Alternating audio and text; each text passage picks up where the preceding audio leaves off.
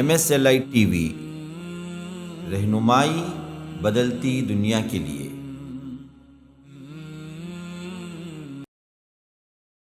السلام علیکم ورحمۃ اللہ وبرکاتہ۔ ان الحمد للہ نحمده ونستعینه ونستغفره ونؤمن به ونتوکل علیہ ونعوذ باللہ من شرور انفسنا ومن سیئات اعمالنا، من يهده الله فلا مضل له ومن يضلل فلا هادي له، وأشهد أن لا إله إلا الله وحده لا شريك له، وأشهد أن محمدا عبده ورسوله، أما بعد، فإن خير الحديث كتاب الله، وخير الهدي هدي محمد صلى الله عليه وسلم، وشر الأمور محدثاتها، وكل محدثة بدعة، وكل بدعة ضلالة، وفي رواية وكل ضلالة في النار۔ فأعوذ بالله السميع العليم من الشيطان الرجيم من همزه ونفثه ونفخه۔ بسم الله الرحمن الرحيم۔ ألف لام ميم را، تلك آيات الكتاب والذي أنزل إليك من ربك الحق ولكن أكثر الناس لا يؤمنون۔ اللهم أرنا الحق حقا وارزقنا اتباعه، وأرنا الباطل باطلا وارزقنا اجتنابه۔ اللهم علمنا ما ينفعنا وانفعنا بما علمتنا وارزقنا علما۔ رب اشرح لي صدري ويسر لي أمري واحلل عقدة من لساني يفقه قولي۔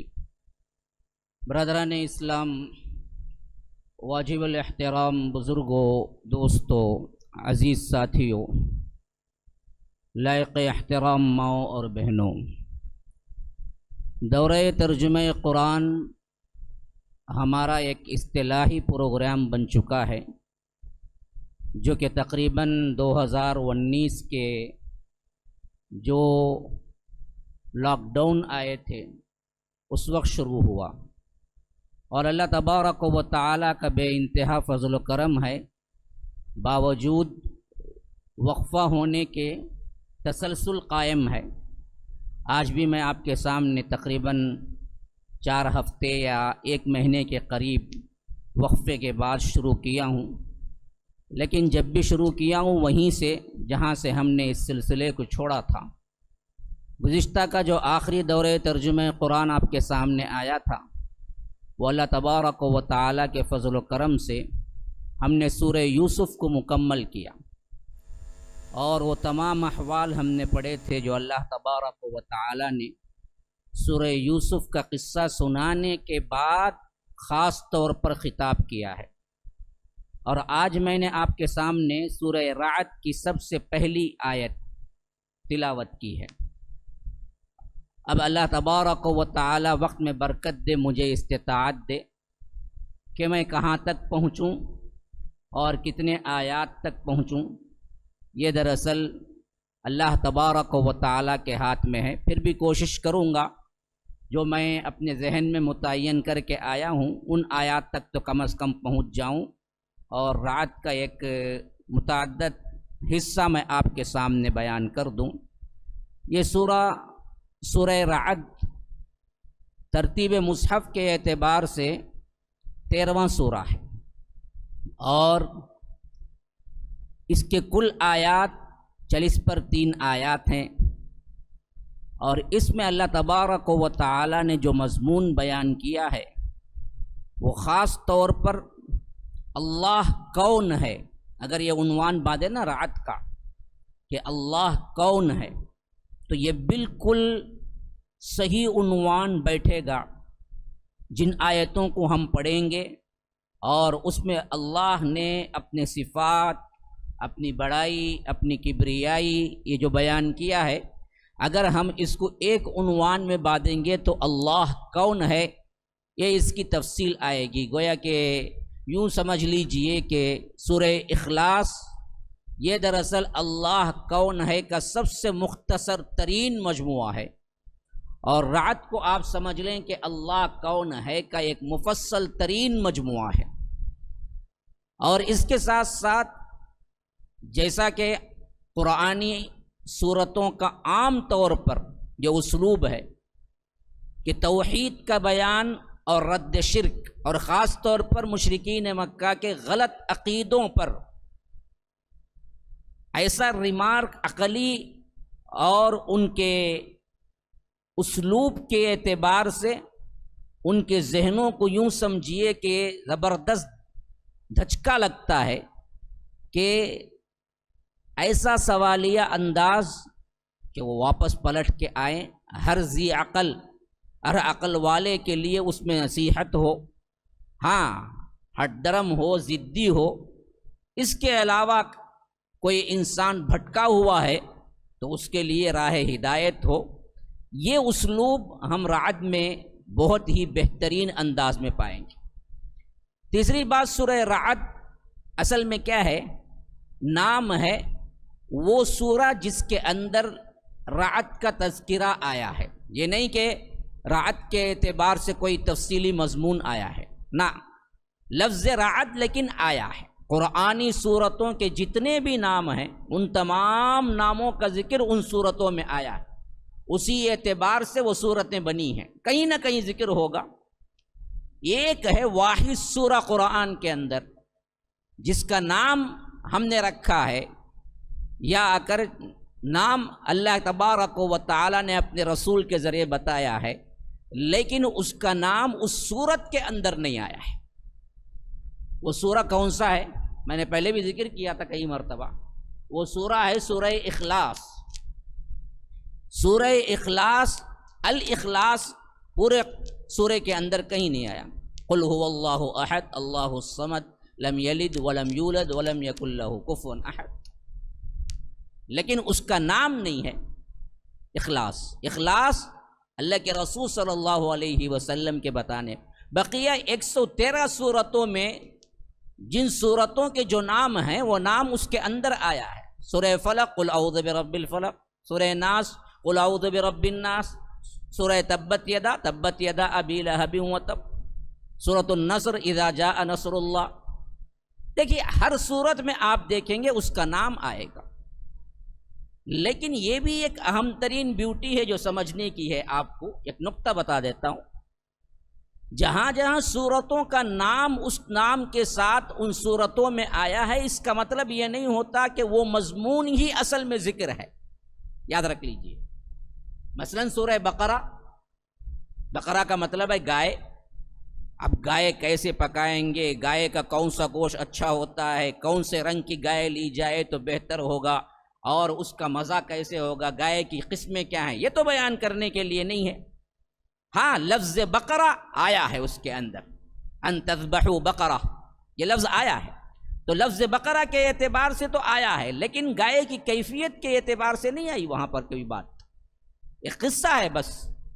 ایسے ہی تمام صورتوں کے جو نام آئے ہیں وہ نام یہی اعتبار سے کہ اس صورت کے اندر یہ نام آیا ہے، اس نام کے اعتبار سے کوئی خاص گفتگو نہیں ہے، جیسے عام کتابوں کی ہوتی ہے، سب ہیڈنگ ہوتا ہے، ہیڈنگ ہوتی ہے، پھر اس کے بعد سب ہیڈنگ ہوتی ہے۔ اب سب ہیڈنگ کے نیچے جو ہوتا ہے وہ بالکل اس سب ہیڈنگ کے مطابق ہوتا ہے۔ اگر آپ اس سب ہیڈنگ کے مطابق نہیں لکھیں گے تو لوگ کہیں گے ارے سب ہیڈنگ تو دیے جی لیکن نیچے اس کے بارے میں کچھ ذکر ہی نہیں ہے سوائے نام کے۔ تو یاد رکھو، عام کتابوں سے کلام اللہ کو آپ جانچیں گے تو آپ کو سمجھ نہیں آئے گی۔ کلام اللہ، اللہ کا کلام، اس کو سمجھنے کا موقع بھی بالکل ڈیفرنٹ ہے۔ اس اعتبار سے آپ سمجھ لیجئے ناموں کا ذکر آیا۔ ایک واحد صورت ہے جس کا نام تو نہیں آیا، لیکن جس کا نام احادیث میں آیا وہ مکمل طور پر اسی نام کا خلاصہ بیان کرتا ہے۔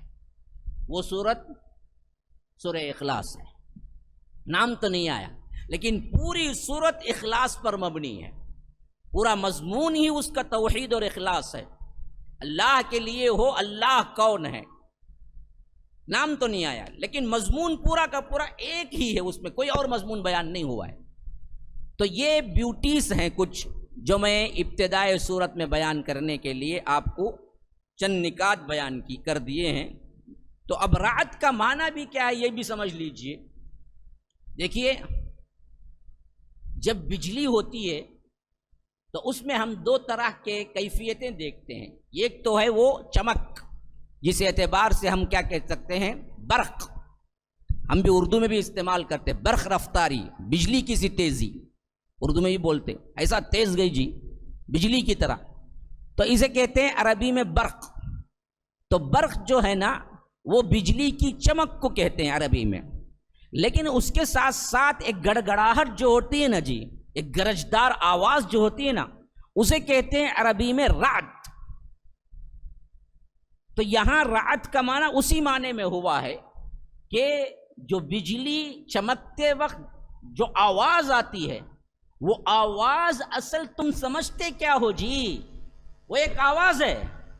رب کہتا ہے نا نا نا، وہ میری تسبیح ہے جو رعد بھی بیان کرتی ہے۔ وَيُسَبِّحُ الرَّعْدُ بِحَمْدِهِ، یا رب، یہ صرف وہی کہہ سکتا ہے جو بنانے والا ہو۔ اگر اللہ کی طرف سے کلام اللہ نہ ہوتا تو کسی کی یہ جرأت نہیں ہو سکتی کہ وہ یہ کہہ سکے کہ وہ جب کڑک کی آواز آتی ہے وہ آواز نہیں ہے، وہ تو اصل میں میری تسبیح ہے اور میری تمجید ہے اور میری حمد ہے جو وہ بیان کرتی ہے۔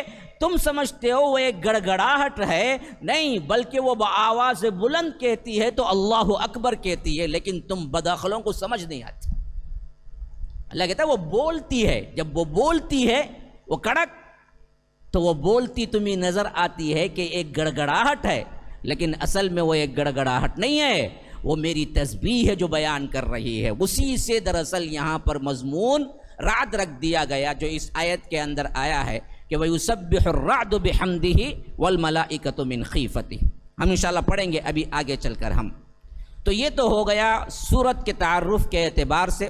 اب بسم اللہ الرحمن الرحیم، اللہ کے نام سے شروع جو بڑا مہربان نہایت رحم کرنے والا ہے۔ الف لام میم را، یہ حروف مقطعات ہیں جس کے بحث میں سورہ بقرہ کے ابتدائی آیات کو جب میں نے بیان کیا اس وقت بیان کر دیا کہ یہ حروف ایسے ہی پڑھے جاتے ہیں، اسے علم را نہیں پڑھیں گے، الف کو الگ پڑھیں گے، لام کو الگ پڑھیں گے، میم کو الگ پڑھیں گے، الف لام میم را یہی پڑھے جائیں گے، اس کو ملا کے کبھی نہیں پڑھا جاتا۔ اسی واسطے اسے حروف مقطعات کہتے ہیں، یعنی کاٹ کر پڑھے جانے والے حروف۔ اور صحیح بات یہ ہے کہ اس کا معنی اللہ ہی بہتر جانتا ہے کہ اصل معنی کیا ہے۔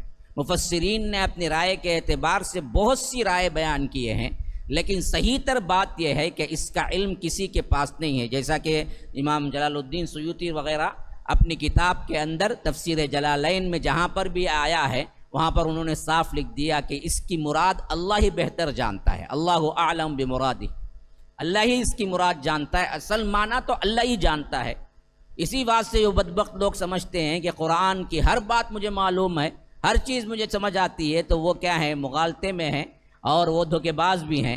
ہر چیز نہیں ہے، بعض آیتیں وہ ہیں جس کا مطلب صرف اللہ ہی جانتا ہے، وہ رکھی گئی ہیں، اور ان کے پیچھے اللہ تبارک و تعالیٰ کے خالص بندے، اللہ تبارک و تعالیٰ کے محبوب بندے نہیں پڑھتے، کیونکہ یہ متشابہ آیات ہیں۔ تو اس کا صحیح تر بات یہی ہے کہ اس کے معنی اللہ بہتر جانتا ہے۔ ہاں، یہ ایک کی شکل میں آئے ہیں، دو کی شکل میں آئے ہیں، تین کی شکل میں آئے ہیں، چار کی شکل میں آئے ہیں، پانچ کی شکل میں آئے ہیں، اس سے اوپر نہیں آئے ہیں۔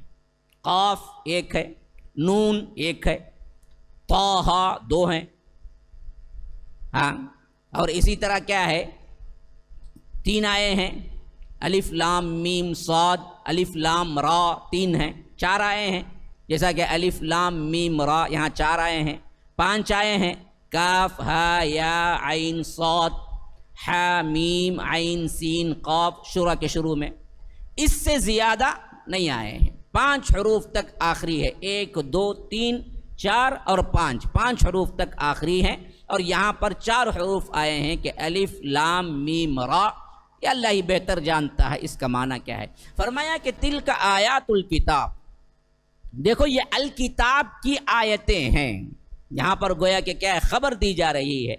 یہ کس کی آیتیں ہیں؟ یہ الکتاب کی آیتیں ہیں۔ الکتاب کیا ہے؟ والذی انزل الیک من ربک الحق، جو نازل کی گئی ہیں اللہ کے رسول صلی اللہ علیہ وسلم آپ کی طرف، آپ کے رب کی طرف سے حق، اس میں رتی برابر بھی کوئی شک نہیں ہے، رتی برابر بھی اس کے اندر کوئی جھوٹ نہیں ہے، رتی برابر بھی اس کے اندر کوئی دھوکہ نہیں ہے، یہ حق کے ساتھ آپ کی طرف آپ کے رب نے نازل کیا ہے۔ وَلَكِنَّ أَكْثَرَ النَّاسِ لَا يُؤْمِنُونَ، لیکن اکثر لوگ اس پر ایمان نہیں لاتے، اکثریت اس کی منکر ہے۔ خاص طور پر جب یہ نازل ہو رہی تھی اس وقت کی بات ہے، مشرکین مکہ طرح طرح کے سوالات اٹھا رہے تھے، طرح طرح کے آوازیں کس رہے تھے، طرح طرح کی باتیں بنا رہے تھے، یہ محمد کو کیا ہو گیا صلی اللہ علیہ وسلم کے لیے۔ وہ کہتے ہیں کہ اللہ کی طرف سے انہیں وحی آتی ہے، اگر وحی آنا ہی تھا تو ان پہ کیوں آتی، کیوں ہم کو چھوڑ دیا گیا، ہمارے جیسے لوگوں کو چھوڑ دیا گیا، ہمارے جیسے بڑے بڑے مالداروں کو چھوڑ دیا گیا، ہمارے جیسے بڑے بڑے لوگوں کو چھوڑ۔ عجیب و غریب ان کی باتیں تھیں کہ یہ کیسی ہو سکتی ہے بات کہ اللہ ہم کو نظر انداز کر جائے اور ایک یتیم بچے پر جس کا کوئی رتبہ نہیں ہے، دنیا کے لحاظ سے مالدار نہیں ہے، ان پہ اللہ تبارک و تعالی نے نازل کیا ہے۔ کہیں ساحر تو نہیں ہے آپ، کہیں جادوگر تو نہیں ہے، ہاں انک لمجنون، آپ دیوانے تو نہیں ہیں، عجیب و غریب باتیں بنائے۔ تو اللہ تبارک و تعالی نے فرمایا کہ دیکھو بدبختو، یہ حق کے ساتھ میں نے ہی ان پہ نازل کیا ہے، اور تمہارا حال یہ ہے کہ تم اس پر ایمان نہیں لاتے ہو۔ تو معلوم ہوا کہ اس پر ایمان نہیں لانا دراصل کافروں کا شیوا ہے، اور اس کی کسی بات کا انکار بھی مسلمان کو کافر بنا دیتا ہے، کچھ بھی ہو۔ اگر وہ اس کے کسی بھی حکم کا بھی انکار کرے، کسی آیت کا انکار کرے، کسی واو زیر زبر کا انکار کرے، تو یاد رکھو وہ کافر ہوتا ہے، وہ ایمان لانے والوں میں سے نہیں ہوتا۔ اب مضمون شروع ہو رہا ہے۔ اللہ الذی رفع السماوات بغیر عمد ترونها ثم استوى علی العرش، وہ کون ہے جس نے نازل کیا ہے؟ اوپر تو فرما دیا الذی انزل الیک من ربک الحق، تمہارے رب کی طرف سے اللہ کے رسول تمہاری طرف نازل ہوا ہے، یہ حق ہے، لیکن وہ تمہارا رب کون ہے؟ وہی ہے اللہ۔ کون اللہ ہے؟ الذی رفع السماوات، آسمانوں کو جس نے بلند کیا، آسمانوں کو جس نے اٹھایا، بغیر عمد ترونہا، تم دیکھتے ہو کہ اس کے اندر کوئی ستون تمہیں نظر نہیں آ رہا ہے۔ ہاں عمد کہتے ہیں ان ستونوں کو۔ دیکھیے ایک چھوٹی سی عمارت 1500 فٹ کی بھی کیا چھت نہیں ہوگی، اس کے لیے ہم دیکھتے ہیں کہ ہر کونے میں ایک ایک ستون ہے اور درمیان میں 4 ستون کھڑے ہوئے ہیں۔ یہ حالت ہے دنیا کے بندنوں کی۔ اللہ تبارک و تعالیٰ کہتا ہے کہ یہ پورا آسمان جو کائنات پر چھایا ہوا ہے، تم بتاؤ میں نے کوئی ایک ستون استعمال کیا ہے؟ بغیر عمد، ایک بھی ستون نہیں ہے، صرف رب کے حکم سے یوں ٹھہرا ہوا ہے۔ رب نے کہا کہ ٹھہر جا تو ٹھہرا ہوا ہے۔ یا رب اس کی قدرت دیکھو۔ آپ اس کا اندازہ ایک تھوڑا سا لگا سکتے ہیں اگر کبھی فلائٹ میں جانے کا اتفاق ہوا ہے، تھوڑا سا ایک اندازہ لگا سکتے ہیں کہ آپ جیسے ہی ابر کو پھاڑ کے فلائٹ اوپر پہنچتی ہے، آپ ذرا جھانک کے دیکھیں، کبھی کبھی تو بادل جب صاف ہوتا ہے نا جی، گرمیوں کے موسم میں بارش نہ ہو، صاف ہو، تو آپ دیکھیں گے کہ ایک بالکل ہی سفید چادر ایسی تنی ہوئی ہے پوری کائنات میں، جس کا سرا نہ کوئی نیچے سے ہے نہ اوپر سے ہے، ابر کی چادر۔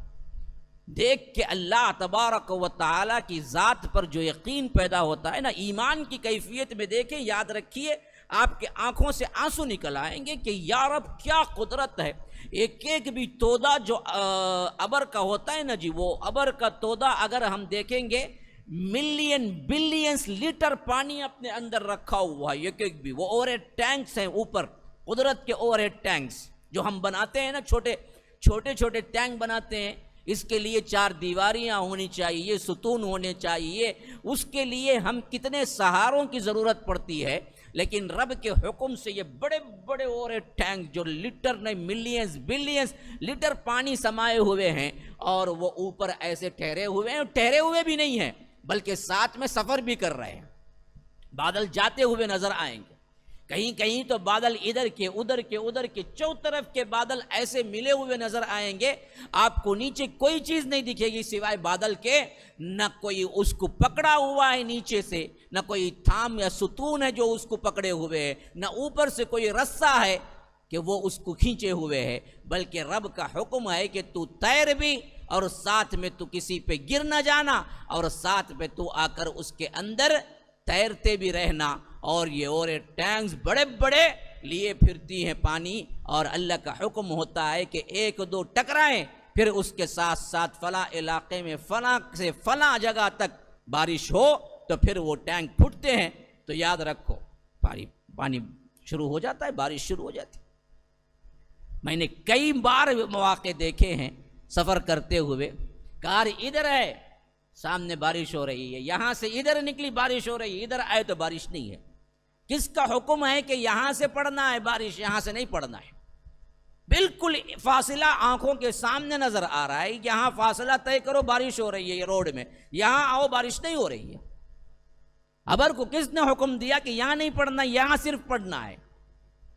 یا رب، یہ قدرتی جو مناظر ہے نا جی، چوپائے ہی ہیں جو ایسے دیکھ کے پہنچ جاتے ہیں، عبرت نہیں لیتے۔ انسان ہے، عقل ہے، اللہ نے عقل دیا ہے، تو یاد رکھو ان چیزوں کو اگر تم عبرت کی نگاہ سے دیکھو گے پھر تو اسلام لانے میں تمہیں کوئی دقت نہیں ہوگی، اور توحید کو پختہ کرنے کے لیے، تمہارے ایمان کو پختہ کرنے کے لیے یہ چیزیں کافی ہیں۔ اسی لیے فرمایا رفع السماوات بغیر عمد ترونہا، یہ کوئی کیا ہے ڈھکی چھپی بات نہیں ہے کہ جو بات بیان ہو رہی ہے اے اللہ تو نے تو بیان کر دیا لیکن ہم تو دیکھتے ہی نہیں آسمان کو، نا، اللہ کہتا ہے ارے بدبختو ترونہا، تم دیکھتے ہو روزانہ آسمان کو لیکن کوئی ستون نہیں ہے، اور آسمان کی دوری کہاں اٹھا ہوا ہے، کہاں اٹھا ہوا ہے۔ اللہ کے رسول صلی اللہ علیہ وسلم تفسیر ابن کثیر کی روایت کے مطابق فرمایا کہ زمین اور آسمان کا فاصلہ 500 سال کی مسافت ہے۔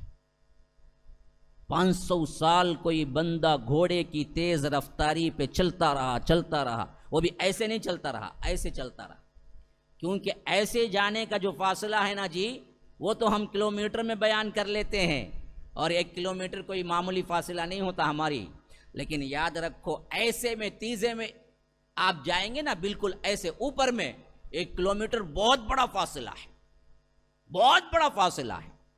یاد رکھو 1 کلومیٹر جانے سے پہلے ہی آپ کو خبر آ جائے گا، کیونکہ یہاں کیا ہے، جو چیز ایسے جا رہی ہوتی ہے وہ دراصل فاصلہ کم میں بہت جلد پہنچ جاتی ہے اوپر، لیکن اللہ کے رسول صلی اللہ علیہ وسلم فرماتے ہیں کہ یہ آسمان جو پہلا آئے گا نا جی، وہ 500 سال ہے، وہ 500 سال ہے، اور پھر وہ آسمان کی لیول جو ہے نا جی، لیول یہ دیکھو اس کی تھکنس کیا ہے، یوں پاؤ انچ بھی نہیں ہے، ایک ناخن بھی نہیں ہے، اس کی تھکنس یہاں سے شروع ہو رہی یہاں ختم ہو جا رہی۔ اللہ کے رسول کہتے ہیں آسمان کی تھکنس کیا ہے کہ یہاں سے یہاں تک کا فاصلہ بھی 500 سال ہے۔ ایک تو زمین اور آسمان کا فاصلہ 500 سال ہے، ایک کنارے سے دوسرے کنارے تک کا فاصلہ بھی 500 سال ہے۔ یہ تھکنس، صرف آسمان کی یہ تھکنس 500 سال پر محیط ہے، اور یہ پہلا آسمان ہی ایسا نہیں ہے، 7 آسمان ایسے ہی ہے۔ پہلا آسمان زمین 500 سال، اور پہلے آسمان کی تھکنس ایک کنارے سے دوسرا کنارہ 500 سال، پھر پہلے آسمان سے دوسرے آسمان کا فاصلہ 500 سال، پھر اس کی تھکنس 500 سال، اس طرح 7 آسمان 3500 سال، اور 7 آسمانوں کی تھکنس 3500 سال، تو خالی 7 آسمانوں کے سفر کے لیے 7000 سال فاصلے پہ لگ جائیں گے، فاصلے پہ۔ پھر اس کے بعد کچھ اور ہے، ہاں، پھر اس کے بعد دریا ہے، اس کی گہرائی بھی 500 سال ہے، پھر اس کے بعد عرش ہے، عرش کے ایک فرشتہ جو 8 فرشتے ہاں جو اٹھائے ہوئے ہیں ان میں سے ایک فرشتے کا یہ کندھے سے لے کر یہ کندھے تک کا فاصلہ 500 سال ہے، یہ کندھے سے یہ کندھے تک کا فاصلہ، یہ کان کی لو سے یہ گردن تک کا فاصلہ 500 سال ہے۔ ایک فرشتے، ایسے 8 فرشتے عرش کو اٹھائے ہوئے ہیں، اور عرش کس پہ ہے؟ کرسی پہ ہے، اور یہ 7 آسمان اور ان کے فاصلے کے ساتھ اگر کرسی کا مقابلہ کیا جائے تو اللہ کے رسول صلی اللہ علیہ وسلم فرماتے ہیں کہ کرسی اتنی بڑی ہے، اتنی بڑی ہے، اتنی بڑی ہے، یہ اتنے بڑے بڑے آسمان 7 کو ملا کر کرسی کو دیکھا جائے تو ایسا معلوم ہوتا ہے جیسے ایک چٹیل میدان میں تم کوئی سکہ پھینکتے ہو تو وہ صحرا میں کس طرح دکھے گا؟ ایک بہت بڑا میدان ہے، اس میں آپ 1 روپیے کا سکہ پھینکیں، نظر آئے گا؟ کچھ نظر آئے گا؟ نہیں، بہت بڑی جگہ گھیر لے گا نا۔ ویسے ہی اللہ کی جو کرسی ہے، وہ کرسی کے مقابلے میں یہ 7 آسمان اور 7 زمین بھی 7 ہیں۔ آج تک سائنس نہیں بولی، لیکن حدیث میں قرآن میں موجود ہے 7 زمین، قرآن میں بھی آیا ہے تحریم کے اندر، وَمِنَ الْأَرْضِ مِثْلَهُنَّ، جیسے 7 آسمان ہیں زمین بھی 7 ہیں۔ سائنس نہیں پہنچی ابھی تک وہاں تک، لیکن ہے زمین بھی 7۔ تو 7 آسمان 7 زمین کرسی کے مقابلے میں صحرا میں پھینکے ہوئے ایک سکے کے برابر نہیں، اور کرسی پہ جو عرش ہے وہ عرش اتنا بڑا ہے کہ عرش کے مقابلے میں کرسی کو دیکھے تو وہ بھی صحرا میں پھینکے ہوئے ایک سکے کے برابر ہے۔ اس پہ رب ہے میرا، ہاں یہ ہے رب۔ کبھی جانو اللہ کون ہے، تب اس کا ڈر پیدا ہوگا کس کے سامنے آپ ہاتھ باندھ کے کھڑے ہوئے ہیں۔ اگر یہ تصور آ جائے کہ کس رب کے سامنے آپ نے ہاتھ باندھا ہوا ہے، پھر تو آپ کو نہ کھجانے کا خیال آئے گا، نہ گھر میں گمشدہ چابی کا خیال آئے گا، نہ گھر میں بیوی پکوان کرنے والی بریانی کا خیال آئے گا۔ آپ تو تھر تھر کانپ رہے ہوں گے کہ رب العالمین کے اس دربار میں کھڑا ہوا ہوں جس کی بادشاہت و عظمت جس کا اندازہ ہی ہم نہیں کر سکتے، وہ رب وہاں سے ہمیں برابر دیکھ رہا ہے، اس پر کوئی چیز پوشیدہ نہیں ہے۔ یہ ہے سب سے بڑی بیوٹی۔ ذات کے اعتبار سے تو کیا ہے، پہنچنے کے لیے 15,000 سال لگیں گے خالی آسمانوں کو پر کرنے کے لیے، لیکن اللہ تبارک و تعالی وہاں سے تمہیں ایسے ہی دیکھ رہا ہے جیسے تمہاری ہتھیلی میں رکھا ہوا کوئی سکہ تم دیکھ سکتے ہو۔ بلکہ میں تو کہتا ہوں کہ تم ہتھیلی میں رکھے ہوئے سکہ دیکھنے میں غلطی کر سکتے ہو، رب تمہیں دیکھنے میں غلطی نہیں کرتا۔ یہ ہے رب کی ربوبیت، رب کی خلاقیت۔ اسی لیے فرمایا کہ اللہ کون ہے؟ اللہ الذی رفع السماوات، جس نے آسمانوں کو اٹھایا بلند کیا، بغیر عمد، بغیر کوئی ستون کے، ترونہا، تم دیکھتے ہو اس کو۔ کوئی ایسی بات نہیں کہی جا رہی ہے جس کو تم خود نہیں دیکھتے، تم اپنی آنکھوں سے دیکھتے ہو۔ ثم استوى علی العرش، پھر اس کے بعد عرش پر مستوی ہوا، عرش پر قرار پکڑا۔ اسی لیے استوا کا لفظ آیا ہے، عرش پر ہے۔ یہ نہیں بتایا گیا کہ عرش پر کیا ہے، بیٹھا ہوا ہے، کھڑا ہوا ہے۔ ہمارا عقیدہ صرف اتنا ہی ہے کہ اللہ عرش پر ہے۔ کیسے ہے کہ کسی کو نہیں بتایا رب نے، اور ہم بھی کسی کو نہیں کہہ سکتے۔ وہ کیفیت وہ رب ہی خود جانتا ہے۔ تو اس واسطے ہم جب بھی کہیں گے یہی کہیں گے کہ اللہ عرش پر ہے، اللہ عرش پر مستوی ہے، اللہ عرش پر بیٹھا ہوا ہے نہیں بولیں گے، غلط۔ اللہ عرش پر کھڑا ہوا ہے، غلط۔ اللہ عرش پر لیٹا ہوا ہے، غلط۔ کسی بھی کیفیت کا اظہار نہیں کیا گیا۔ استوا کا مطلب ہے ٹھہر جانا، یہی لفظ استعمال ہوا ہے حضرت نوح کی کشتی جب ٹھہری تھی جودی پہاڑ پر، قرآن میں یہی لفظ آیا ہے، ٹھیک۔ وغیض الماء واستوت علی الجودی، جودی پہاڑ پر کشتی ٹھہر گئی۔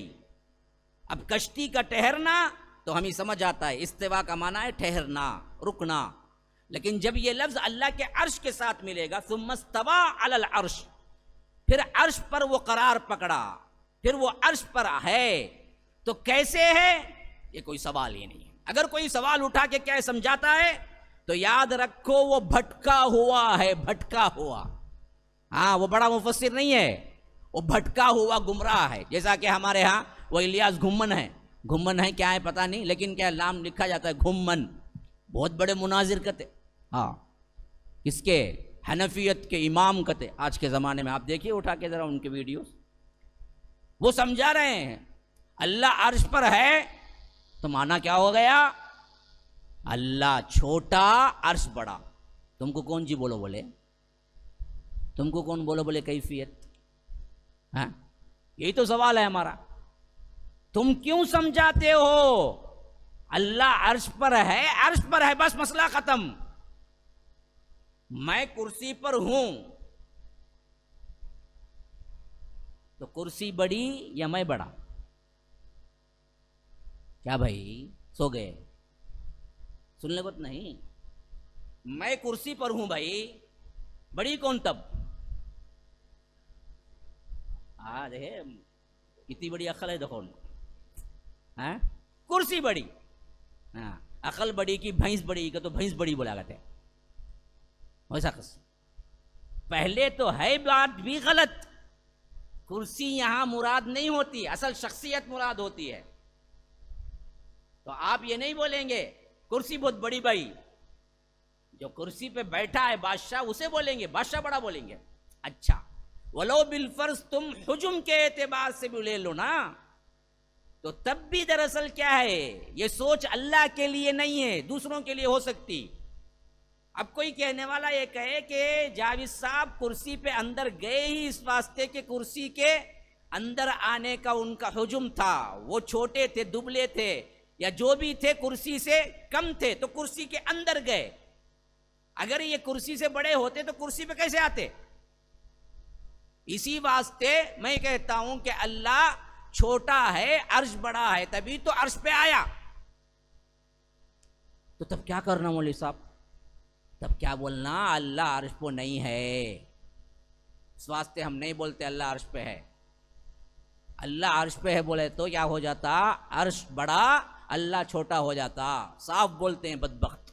جبکہ اللہ کہتا ہے میں عرش پہ ہوں، الرحمن علی العرش استویٰ، رحمان عرش پر ہے. ایسے سمجھا کہ لوگوں کو گمراہ کرتے، وحدت الوجود کا عقیدہ لاتے. تو پھر اللہ عرش پہ نہیں ہے تو کہاں ہے؟ اللہ پوری کائنات میں ہے جی. کیسے ہمیں بولتے کہاں دیکھو اللہ ہے؟ آ گئی بات. پھر اس کے بعد پھر بتوں کو پوچھنے والا اللہ کو پوچھنا سب برابر. ہاں سب برابر ہی چیز. انہیں بھی اللہ کو پوچھتا، ہمیں بھی اللہ کو پوچھتے. بت میں بھی اللہ ہے، یہاں بھی اللہ ہے، لکڑی میں بھی اللہ ہے، میز میں بھی اللہ ہے. آ گئی بات. یہ گمراہیاں پالے، یاد رکھو. میں نے یہ عقیدے کی بات یہاں پر اسی واسطے چھیڑی کہ آپ بات کو سمجھ جائیں. باوجود ہمارے اعتبار سے سوچنے کے کرسی جب بڑی ہوگی تبھی میں بیٹھ سکتا ہوں اندر، تو کرسی ہی بڑی ہوئی، میں چھوٹا ہوا حجم کے اعتبار سے. لیکن یہ کانسیپٹ اللہ پر نہیں آتا. کیوں نہیں آتا؟ کیونکہ اللہ نے منع کر دیا میرے بارے میں مت سوچو. فلا تضربوا للہ الامثال، مجھے مثالیں مت دو، میں کسی مثال میں نہیں آتا. لیس کمثلہ شیء، مجھ جیسی کوئی بات نہیں ہے. میں جو بھی ہوں میرے شان کے لائق ہے، تمہیں سمجھ نہیں آئے گی. میرے بارے میں مثال مت دو. میرے سے کسی مثال کا کیا ہے کمپرومائز، کوئی مثال کے کیا ہے کمپیریٹیو میں مت لاؤ. کیوں؟ میں کسی کی طرح نہیں ہوں. اگر بیٹھنے میں دراصل اندر ہوں اور چیئر بڑی ہے تو وہ میں ہوں. اگر اللہ کو بھی تم ایسے ہی سمجھو تو پھر تم نے انسان کے بیٹھنے کو اور اللہ کے بیٹھنے کو برابر بنا دیا. جبکہ اللہ کہتا ہے لیس کمثلہ شیء، سورہ کے اندر مجھ جیسی کوئی چیز ہی نہیں ہے، میری مثال نہیں ہو سکتی. باوجود اللہ عرش پر ہے، باوجود اللہ عرش پر ہونے کے اللہ بڑا ہے، عرش چھوٹا ہے. یہی ہمارا ایمان ہے. وہ کیسے بھائی ہوں گا؟ تمہیں سمجھ نہیں آتی. پھر کہے سمجھے؟ سمجھنے کی ضرورت نہیں ہے. اللہ نے سمجھنے کی دعوت نہیں دی اللہ کو، اللہ نے ایمان لانے کی دعوت دی اللہ کو. اللہ پر اللہ نے کہا کہ ایمان لاؤ. سمجھنا نہیں ہے، تمہیں سمجھ ہی نہیں آئے گی. اس کی شان نرالی ہے. اس کا حکم یہ ہے کہ جو میں بتا رہا ہوں اس پر ایمان لاؤ. بس مسئلہ ختم. سمجھنے کی کوشش نہ کرو. اللہ عرش پر ہے. پھر بڑا کون ہوا؟ اللہ. نہیں نا عرش نہ، نہیں، ہم کہتے ہیں کہ اللہ عرش پر ہوتے ہوئے اللہ ہی بڑا ہے، عرش چھوٹا ہے. وہ کیسے ہوگا؟ ہوگا. ہمیں تو سمجھ نہیں آتا، نہ آئے، کوئی مسئلہ نہیں. ایمان یہی ہے. ہاں یہ ہے اصل بات سمجھنے کی. تم اپنے عقل کے گھوڑے نہ دوڑاؤ. اگر یہ بات ہوتی تو پہلے صحابہ پوچھتے اللہ کے رسول یہ کیسے ہوگا. صحابہ کو عقل نہیں تھی، کیوں نہیں پوچھا یہ سوال؟ کیوں نہیں بتایا اللہ کے رسول تفصیل سے؟ اس واسطے کہ یہ سوال ہی نہیں، ایمان لانے کا حکم ہے کہ اللہ عرش پر ہے. مثلا وہ تہجد والی حدیث میں آتا ہے کہ اللہ تبارک و تعالی آخری پہر میں آسمان دنیا پہ آتا ہے. اب بتاؤ جی، دنیا میں کہیں نہ کہیں آخری پہر چل رہا ہے. ابھی یہاں رات ہے تو کہیں دن ہے، کہیں دن ہے تو کہیں رات ہے. کہیں نہ کہیں تو آخری پہر چل رہا ہے، رات چل رہی ہے. تو اللہ تبارک و تعالی رات میں آسمان دنیا پہ آتا ہے. تو آسمان دنیا پر آنے کا مطلب یہ ہوا کہ اللہ تعالیٰ عرش خالی ہو جاتا ہے. میں اس چیئر پہ ہوں تو یہاں ہوں گا، یہاں سے یہاں چلے جاؤں تو پھر یہاں کون ہوگا؟ نہ ہوگا کوئی. کیا اللہ بھی ایسے ہی ہے؟ نہیں، پتہ نہیں. اللہ عرش پر ہوتے ہوئے آسمان دنیا پہ ہے. اس کی شان. یہ کپ ہے یہاں پر، یہاں ہو تو یہ کپ یہیں رہے گی. اگر میں اٹھا کے یہاں رکھ دوں، یہاں کیا ہے؟ کچھ نہیں ہے. یہ کپ کی مثال ہے، انسانوں کی مثال. اللہ بھی ویسے ہی ہے کیا؟ پھر تو بولنا چاہیے کہ پھر تو اللہ عرش پر جاتا ہی نہیں، کیونکہ کہیں نہ کہیں رات ہوتی ہے، تو پھر اللہ تعالیٰ آسمان دنیا پر ہی رہتا ہے. نہیں. تو اللہ نے انکار کر دیا کہ دیکھو مجھے مثالیں مت دو، میری مثال بیان مت کرو، اور مجھ سے کسی مثال کے ساتھ نہ جوڑو. میں کسی مثال میں نہیں آتا. لیس کمثلہ شیء، میری کوئی مثال نہیں ہے. تو اللہ عرش پر ہے، بالکل ہے. اور بڑا کون ہے؟ اللہ ہی ہے. اللہ اکبر اللہ نے سکھایا. اللہ ہی سب سے بڑا ہے. عرش بڑا نہیں ہے، عرش چھوٹا ہے، لیکن اللہ عرش پر ہے. کیفیت ہمیں نہیں معلوم ہے. اسی واسطے امام مالک کے بارے میں آتا ہے کہ ایک شخص آیا اور پوچھا اللہ عرش پر ہے، لیکن یہ بات سمجھ نہیں آ رہی کہ کیف. عرش پر تو ہے لیکن کیسے؟ امام مالک کو اتنا غصہ آیا، اتنا غصہ آیا، اتنا غصہ آیا اس سوال پر. بعض روایتوں میں آیا ہے کہ امام مالک رحمہ اللہ نے کیا کیا کہ اس کو کہا کہ اپنے شاگردوں سے اسے مسجد نبوی سے باہر نکال، میری مجلس سے باہر نکالو. یہ وہ سوال کر رہا ہے جو صحابہ نے نہیں کیا اللہ کے رسول صلی اللہ علیہ وسلم سے. یہ سوال ہی بدعت ہے. نکالو اس کو باہر، جس کا اثر دوسروں پر پڑے گا. جب اسے نکال دیا گیا، پھر اس کے بعد اپنے شاگردوں کو سمجھایا کہ دیکھو الاستوا معلوم، استوا کا لغوی معنی جو ہے نا ٹہرنا، وہ ہم کو معلوم ہے. اس کا معنی یہ ہے کہ کسی چیز کا کسی کے اوپر ٹہرنا. والکیف مجہول، لیکن اس کی کیفیت جو ہے نا وہ ہم کو نہیں معلوم، مجہول ہے. وہ کیفیت نہیں بول سکتے اللہ کیسے عرش پر. والایمان بہ واجب، اور اس پر ایمان لانا واجب ہے. والسؤال عنہ بدعۃ، اور اس بارے میں سوال کرنا بدعت ہے. یہ اصول ہے اللہ کی صفات کے سلسلے میں، خواہ وہ ذاتی ہو خواہ وہ صفاتی ہو. یہ بہت اہم ترین قاعدہ ہے جو میں نے مختصر ترین الفاظ میں آپ کو سمجھایا تاکہ کوئی گمراہ نہ کر سکے. تو فرمایا کہ ثم استوى علی العرش، پھر عرش پر مستوی ہوا، عرش پر ٹھہرا. وسخر الشمس والقمر، اور وہی ہے جس نے مسخر کیا کس کس کو؟ شمس سورج کو، قمر چاند کو. یعنی اسی نے دراصل کیا کیا ہے؟ پابند کیا ہے سورج چاند کو کہ تو اپنی گردش میں رہا کر. اس اعتبار سے رات کو چاند آئے، دن کو سورج آئے، یہ پورا سسٹم کس کا ہے؟ وہ میرا ہے. کل یجری لاجل مسمی. اب دیکھیے وہاں پر دو آیا، کون؟ ایک سورج ایک چاند. لیکن جب آگے فرمایا تو فرمایا کہ کل یجری لاجل مسمی، ہر چیز ایک مقررہ مدت تک چلی جا رہی ہے.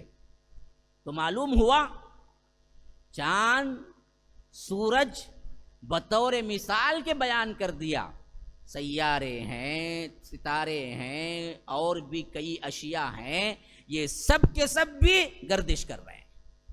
کلن، یہ نہیں کہا کہ دو ہی، دو کو مثالاً بتایا کہ ہم نے ان دو کو مسخر کیا ہے. تو اس کا مطلب تارے مسخر نہیں ہیں کہ اللہ کے ہیں. دوسری جگہ فرمایا والنجوم مسخرات بامرہ، تارے بھی مسخر ہیں، اللہ ہی کے پابند ہیں حکم کے.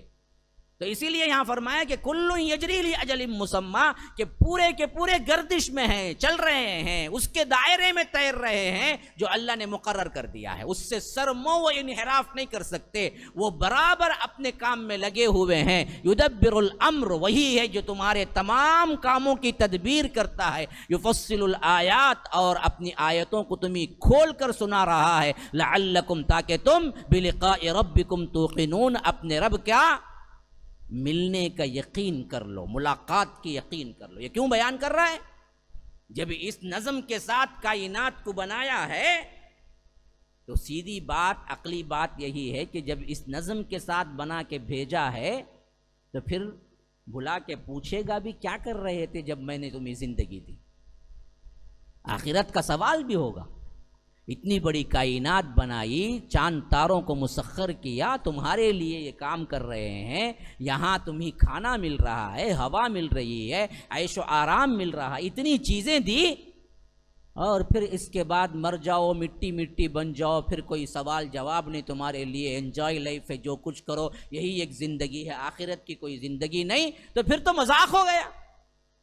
اللہ کہتا ہے کہ نہ، مذاق کے لیے نہیں بنایا، یہ باقاعدہ ایک تدبیر کے ساتھ چل رہی ہے پوری کائنات. تو یہ کائنات جب پوری تدبیر سے چل رہی ہے تو اب فائدہ اٹھاؤ گے تو جس نے یہ کائنات تمہیں دی ہے برابر باقاعدہ تمہیں بلا کے سوال بھی کرے گا. تو یاد رکھو، اسی واسطے ہم تفصیل کے ساتھ تمہیں بیان کر رہے ہیں کائنات کے بارے میں، تاکہ تمہیں اللہ سے ملاقات ہو کر رہنا ہے، اس پر یقین کامل آ جائے. یاد رکھو، اگر ملاقات اور آخرت کا ڈر اگر پیدا ہو جائے نا، پھر یاد رکھو تم کوئی گناہ کبھی نہیں کر سکو گے. تمہارا ایمان کا لیول ہی کچھ اور ہوگا جب تمہارے اوپر یہ سوار ہوگا کہ رب کے سامنے ہوں اور ایک دن مجھے اپنی حرکت جنبش کا مجھے کیا کرنا ہے؟ جواب دینا ہے. رب سے ملاقات کرنا ہے اور میرا رب پوچھے گا کہ کیا کر کے آئے ہو، تو مجھے جواب دینا پڑے گا. یہ جواب دہی کا احساس اگر ہے تو یاد رکھو تم کبھی اللہ تبارک و تعالی سے بے خوف نہیں ہوگے. اور بے خوف نہیں ہوگے کب؟ جب تم رب کی کائنات اور رب کو جانو گے کہ وہ کتنا بڑا خالق ہے. تو اسی واسطے اللہ کہتا ہے کہ میں تمہیں بیان کر رہا ہوں کہ میرا پاور کیا ہے. اللہ الذی رفع السماوات بغیر عمد، وہ اللہ ہے جس نے آسمانوں کو بلند کیا بغیر ستون کے. ترونہا، جسے تم دیکھتے ہو. وسخر الشمس والقمر، اور اللہ ہی ہے جس نے سورج اور چاند کو مسخر کیا. کل یجری لاجل مسمی، ہر ایک ایک مدت مقررہ تک تیر رہا ہے، چل رہا ہے. یدبر الامر، وہی ہے جو تمہارے ہر کام کو انجام دے رہا ہے، اسی کے حکم سے انجام پا رہا ہے. یفصل الآیات، اور یہ اللہ اپنی آیتوں کو کھول کھول کر بیان کر رہا ہے. لعلکم، تاکہ تمہیں بلقاء ربکم توقنون، اپنے رب کو کی ملاقات کا یقین کامل تمہارے اندر پیدا ہو جائے. وَهُوَ الَّذِي مَدَّ الْأَرْضَ وَجَعَلَ فِيهَا رَوَاسِيَ وَأَنْهَارًا، وہی رب ہے. اب دیکھیے یہ پورا اوپر کا اسٹرکچر چھانا جی، جتنا بھی اوپر کا تھا اسٹرکچر، اس کو رب العالمین نے پہلی آیت میں بیان کر دیا، اللہ الذی رفع السماوات. اب نیچے کا جو اسٹرکچر بنا ہوا ہے کائنات کا، اب وہ یہ دراصل یہ آیت بیان کر رہی ہے. اوپر کا پہلی آیت میں آ گیا، نیچے کا دوسری آیت میں آ رہا ہے. فرمایا کہ وَهُوَ الَّذِي مَدَّ الْأَرْضَ، وہی تو ہے جس نے زمین کو پھیلا دیا باوجود گول ہونے کے. یہ سب سے بڑی بیوٹی ہے. ایک تو تم چلتے ہوئے کبھی محسوس نہیں کرتے کہ تم لٹکے ہوئے چل رہے ہو، اور تم چلتے ہوئے کبھی محسوس نہیں ہوتا کہ تم بال پہ چل رہے ہو، حالانکہ ہے یہ گول بال کی طرح، اور تم چل نہیں رہے ہو، تم لٹک رہے ہو زمین پہ. تم ایسے نہیں ہو، ایسے ہو زمین پہ. اصل میں تمہارے پاؤں کو پکڑا ہوا ہے یہ کشش ثقل، گریویٹی سسٹم ہے جو تم کو پکڑا ہوا ہے، وہ چھٹے گا تو نیچے گرو گے. تو ہر آدمی ایسے نہیں چل رہا ہے زمین پہ، ایسے چل رہا ہے، لٹک رہا ہے گویا کہ. لیکن اس حیثیت سے بنایا ہے کہ کبھی محسوس ہی نہیں ہوتا کہ وہ لٹک رہا ہے. ویسے کھینچ دیا اس کو، مد الارض، اسی سے مد ہے. ہم بولتے ہیں نا مد کرو بھائی، ان کے مدود برابر نہیں ہے. مد کا مطلب ہے کھینچنا. قرآن پڑھتے ہوئے ہم مد کی رعایت کرو بولتے ہیں ناف صاحب. ہاں تو کیا ہے؟ کھینچنے. تو فرمایا کہ ہم نے زمین کو بنایا تو گول، لیکن اسے اس انداز سے بنایا کہ تم اس پہ چل سکو. مد الارض، ہم نے اسے پھیلا دیا. وجعل فیہا، اور اس کے اندر بلکہ اس کے اوپر کیا بنا دیے؟ فیہا رواسی و انہارا، زبردست قسم کے کیل. رواسی اصل میں کیا ہے؟ اس چیز کو کہتے ہیں جس سے آپ کسی چیز کو باندھ دیں، اور یہاں پر مراد ہے رواسی پہاڑ. پہاڑ ہم نے جما دیے اس پر. وہ انہارا، اور نہریں بنا دیا. حالانکہ ہے بال، اتنا بڑا بال ہے یہ کہ تمہیں چلتے ہوئے گول محسوس نہیں ہوتا، حالانکہ ہے گول. اور اس میں بیوٹی کیا ہے؟ وہ گول بھی کسی کے سہارے نہیں کھڑا ہوا ہے. اب گول چیز ہے کوئی بھی تو سہارا ہونا ہی نہیں ہونا ہے. سہارا کسی کا نہیں ہے، بلکہ وہ بغیر سہارے فضا میں لٹک رہی ہے. اب وہ فضا میں لٹکی ہوئی چیز کو ادھر ادھر ہونے سے روکنے والی چیز کیا ہے؟ پہاڑ ہے. ہاں پہاڑ ہے. یہ پہاڑوں کو اللہ نے کیا کیا؟ میخوں کی طرح گاڑ دیا. ہاں اسی واسطے سائنسدان حیران ہے کہ یہ لفظ قرآن استعمال کرتا ہے میخ کا، پہاڑوں کے لحاظ سے. سورہ نبا کے اندر آیا ہے والجبال ارساہا، پہاڑوں کو ہم نے میخیں بنا دی. یہ لفظ جو ہے نا، اس پر بھی غور کرا. ایک بندہ اگر سائنس کے لحاظ سے سجدے میں سر رکھ دے گا ایمان لے آئے گا.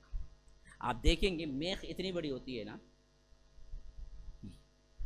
اس کی لمبائی اگر اتنی بڑی ہے تو اس کی جو کھونٹی، جو آخری سر آتا ہے نا جی، وہ سر کتنا ہوتا ہے؟ اتنا ہوتا ہے، اتنا چھوٹا سا ناخن اتنا. اب کوئی بندہ کہیں ٹھونکتا ہے نا جی میخ، تو پوری میخ تو اندر جاتی ہے، لیکن اس کا جو سر ہوتا ہے نا جی، چھوٹا سا سر، وہ نظر آتا ہے. اب اس سر کو دیکھ کے پہچان لے سکتا ہے کہ میخ کافی اندر تک ہے. جو دکھ رہی ہے اس سے کئی گنا زیادہ وہ اندر ہے. یہی نا بھائی، جو دکھ رہی ہے نا اس سے کئی گنا زیادہ کہاں ہے؟ وہ اندر ہے. دکھ جو رہی ہے وہ چھوٹا اس کا سر ہے. بعینہ ہی اسی طرح آج جتنے پہاڑ بھی ہمیں دکھ رہے ہیں نا جی، وہ میخ کے سر کی طرح ہے. اندر جو ہے نا، زمین کے اندر جو گڑا ہوا ہے نا پہاڑ، وہ میخ کے اندر کے حصے کے طور پر بہت اندر تک پہاڑ ہے. دکھنے والا جو پہاڑ ہوتا ہے نا، جو ہمیں نظر آتا ہے نا اوپر، وہ پہاڑ میخ کے سر کے اتنا ہی اوپر ہے. اس سے کئی گنا زیادہ وہ اندر ہے، زمین میں گڑا ہوا ہے. جس نے بنایا وہی کہہ سکتا ہے یہ لفظ، کوئی دوسرا بول ہی نہیں سکتا. یہ بہت بڑی شہادت ہے کہ یہ کلام اللہ رب کا ہے، محمد الرسول اللہ کا نہیں ہے. ان کو کیسے پتا؟ آج سائنس کہتی ہے کہ جتنا تم پہاڑ دیکھتے ہو وہ میخ کے سر کے اتنا ہی دیکھتے ہو، اس سے کئی گنا زیادہ پہاڑ زمین کے اندر گڑا ہوا ہے. اور اللہ اس کو 1400 سال پہلے کہتا ہے کہ والجبال ارساہا، ہم نے پہاڑوں کو میخیں کے مانند زمین میں ٹھہرا دیا. بالکل. اسی لیے فرمایا کہ وجعل فیہا رواسیا، ہم نے کیا کیے؟ اس پر پہاڑ جما دیے. وہ انہارا، نہریں بنا دی.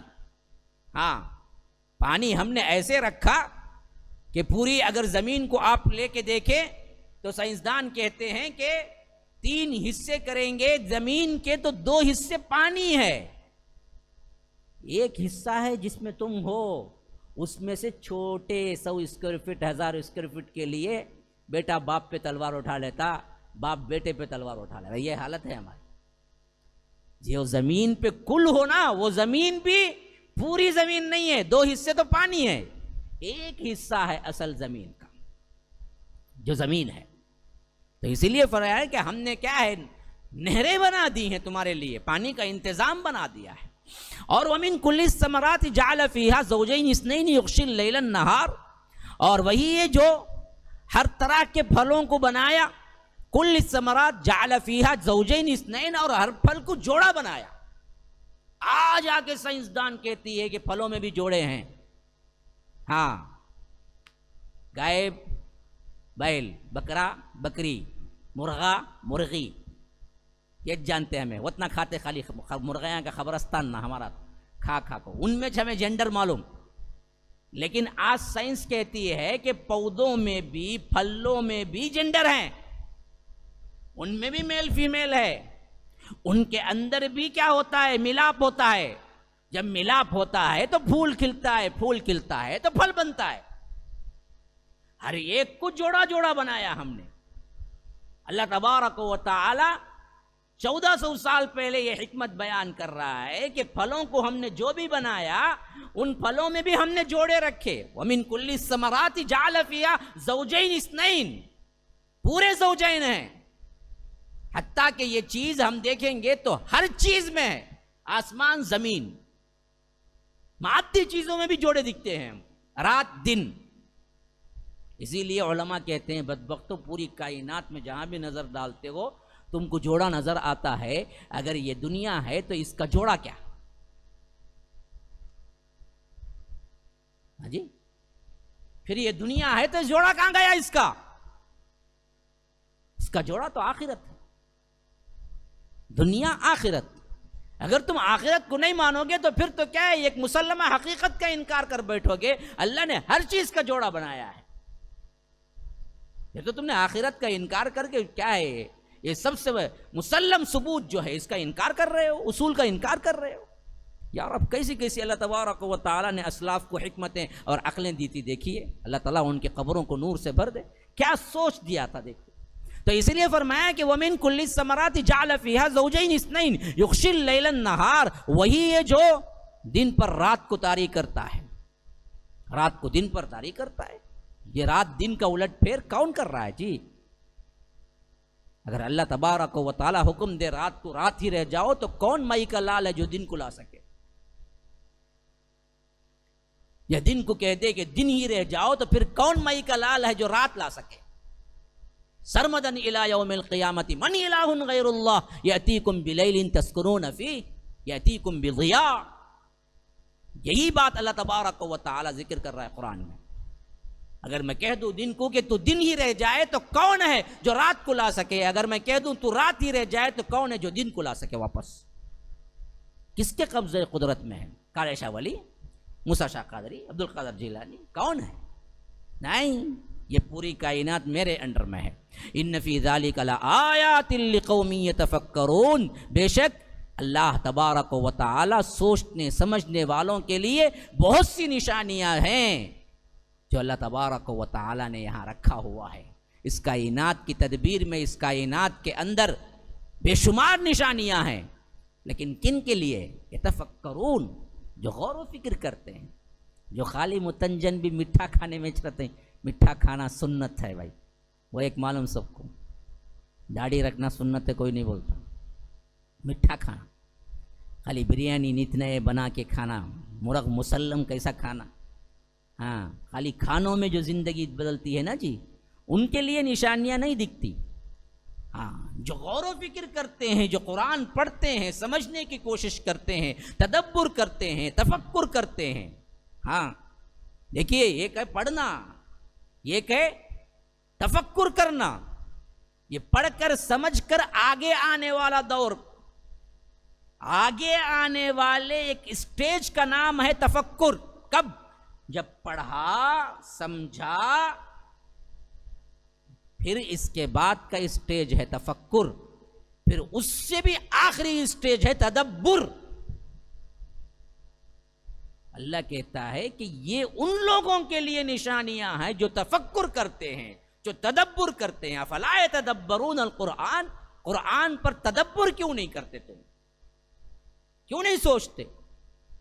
اللہ تو کہتا ہے یہ آیتیں ان کے لیے جو تفکر کرتے ہیں.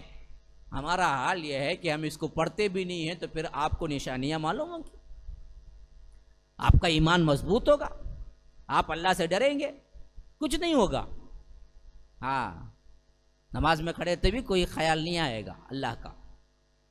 تراویح میں پورا کھڑ کو سنا تبھی انہیں کیا نہیں کرتا، اتنا بھی نہیں معلوم اسے سجدے کی آیت آئے تو انہیں بغیر بولے سجدہ کرے تو سجدہ کرنا بول، وہ بھی نہیں معلوم. انہیں بولنا دوسری رکعت میں سجدہ ہے تو یہ نہیں کریں گا، اسے معلوم نہیں نا. انہوں بھول کو ان کی پریشانی میں انہوں آتے یاد کر لے گو، پلٹا کو پڑھ لے وہ کام ہے غلطی کرتوں کا.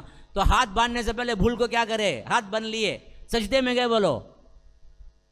انہیں اوپر سے دیکھتا کر کائی پوری جاتی بیٹھے بیٹھے انہوں سجدے میں، انہوں رکو کرنا نہیں سو کیا بہت کھا لے گا آئے گی، انہوں کیا تھی مسئلہ ان کا، وہ معلوم نہیں نا سجدے کی آیت بول کو. حالانکہ کل قرآن میں ہیں سجدے 15 آیتوں کو بھی یاد کر لینا اسے مسئلہ نہیں. اسے فرض نماز میں ہو، نوافل میں ہو، تراویح میں ہو، کب بھی سجدہ کرے تو تمہیں یاد آ جائے گا، اچھا یہ آیت پڑھے اس بار سے سجدہ کر رہے ہیں. لیکن ہمارا معاملہ کیا ہے، ہم ان 15 آیتوں کو بھی یاد کرنے کے لیے تیار نہیں ہیں. اور اس میں بیوٹی دیکھو، ان 15 آیتوں میں بھی میں سمجھتا ہوں اکا دکا چھوڑ کر ہر آیت میں سجدے کا لفظ بھی آتا ہے. سجدہ جو آیت میں بھی ہے وہاں پر لفظ سجدہ بھی آتا ہے. وَلِلَّهِ يَسْجُدُ، ابھی ایک سجدے کی آیت پڑھیں گے ہم آگے چل کر. ہر جگہ سجدے کی لفظ بھی آتا ہے، لیکن انہیں کیا ہے، افطاری کر لے کو، پھر کھانا کھا کو، پھر بریانی کھا کو، پھر یہ وہ کھا کو، انہیں کہاں سننا، سننے آیا تو نہ سمجھ میں آگا اسے کچھ بھی نہیں. یہ سلوک ہوتا ہے اصل میں ہمارا قرآن کے ساتھ، تو پھر کہاں سمجھ آئیں گے. تو فرمایا ان فی ذالک لآیات لقوم یتفکرون، یہ آیتیں اللہ تبارک و تعالی نے تم ہی نازل کی ہیں. اصل میں کیا ہے، ان کے لیے نشانیاں ہیں، یہ آیات ہیں جو قوم اس کے اندر تفکر کرے. ابھی کھانے پینے کا ذکر آ گیا دیکھو ماشاءاللہ. اور اس میں بیوٹی کیا ہے بولو، سننے والوں کو سموسا، بولنے والے کو پانی، دیکھ گا کیا ہے اصول. چلو کھاتے رہو، کیا بھی مسئلہ نہیں کھانے میں، لیکن یہاں رکھو دماغ، یہاں کھاتے کھاتے کہاں چل جاتے ہیں، کیسا سموسا بنایا رنگا، خیمہ بولے نا، خیمات نہیں دکھتا نا اس میں، خالی مسالہ چھنا، وہاں سے وہاں کانکی چل جاتا ہو. کیا اتنا دور جانے کی ضرورت نہیں، خالی کھاتے رہو سنتے بھی رہو.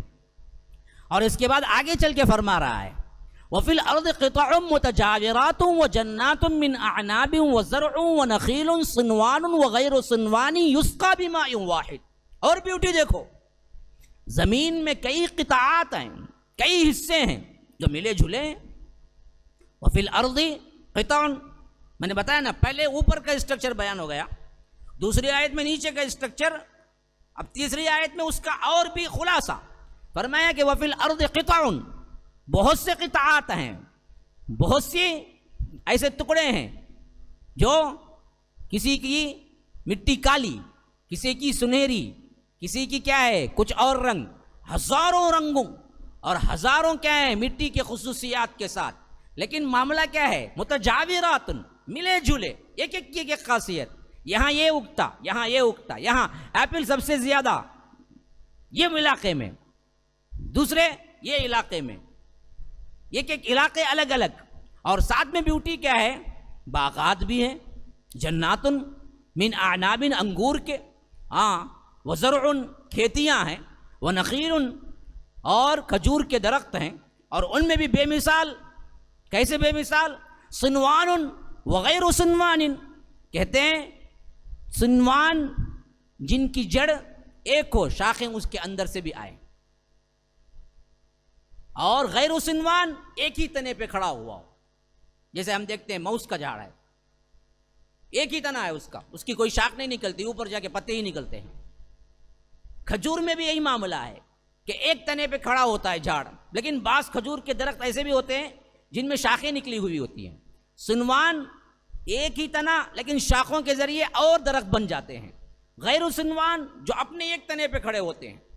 ہاں، یہ ایک تنے کے درخت جو ایک تنے میں کئی درختوں کو لیے ہوئے. صنوان غیر صنوان یسقا بماء واحد، لیکن ان کے پھل، ان کے ذائقے، ان کے رنگ، ان کے ہر چیز مختلف، لیکن پانی جو اندر جاتا ہے نا جی، وہ ایک ہی پانی ہے۔ بیوٹی دیکھو، آج تک کوئی ایسی مشین نکلی کیا؟ ہاں، آج اتنی ترقی ہونے کے باوجود بھی تمہیں پلاسٹک ڈالتے ہیں یہ مشین سے، سامنے باہر سے سونا نکلے گا، بتاؤ نا۔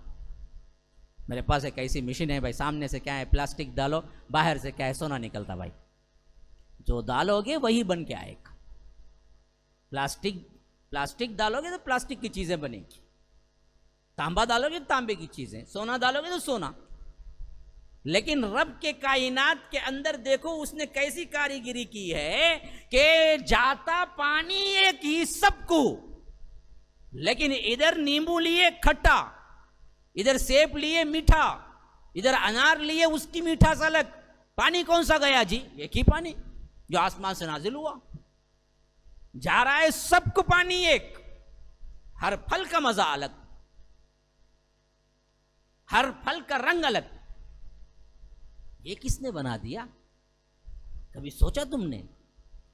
خالی پھل آئے تو پھیٹ کو کھانے معلوم، آم کا سیزن آیا، ہاں لے کو کھائے، یہ آم کو بھی پانی گیا آسمان کا،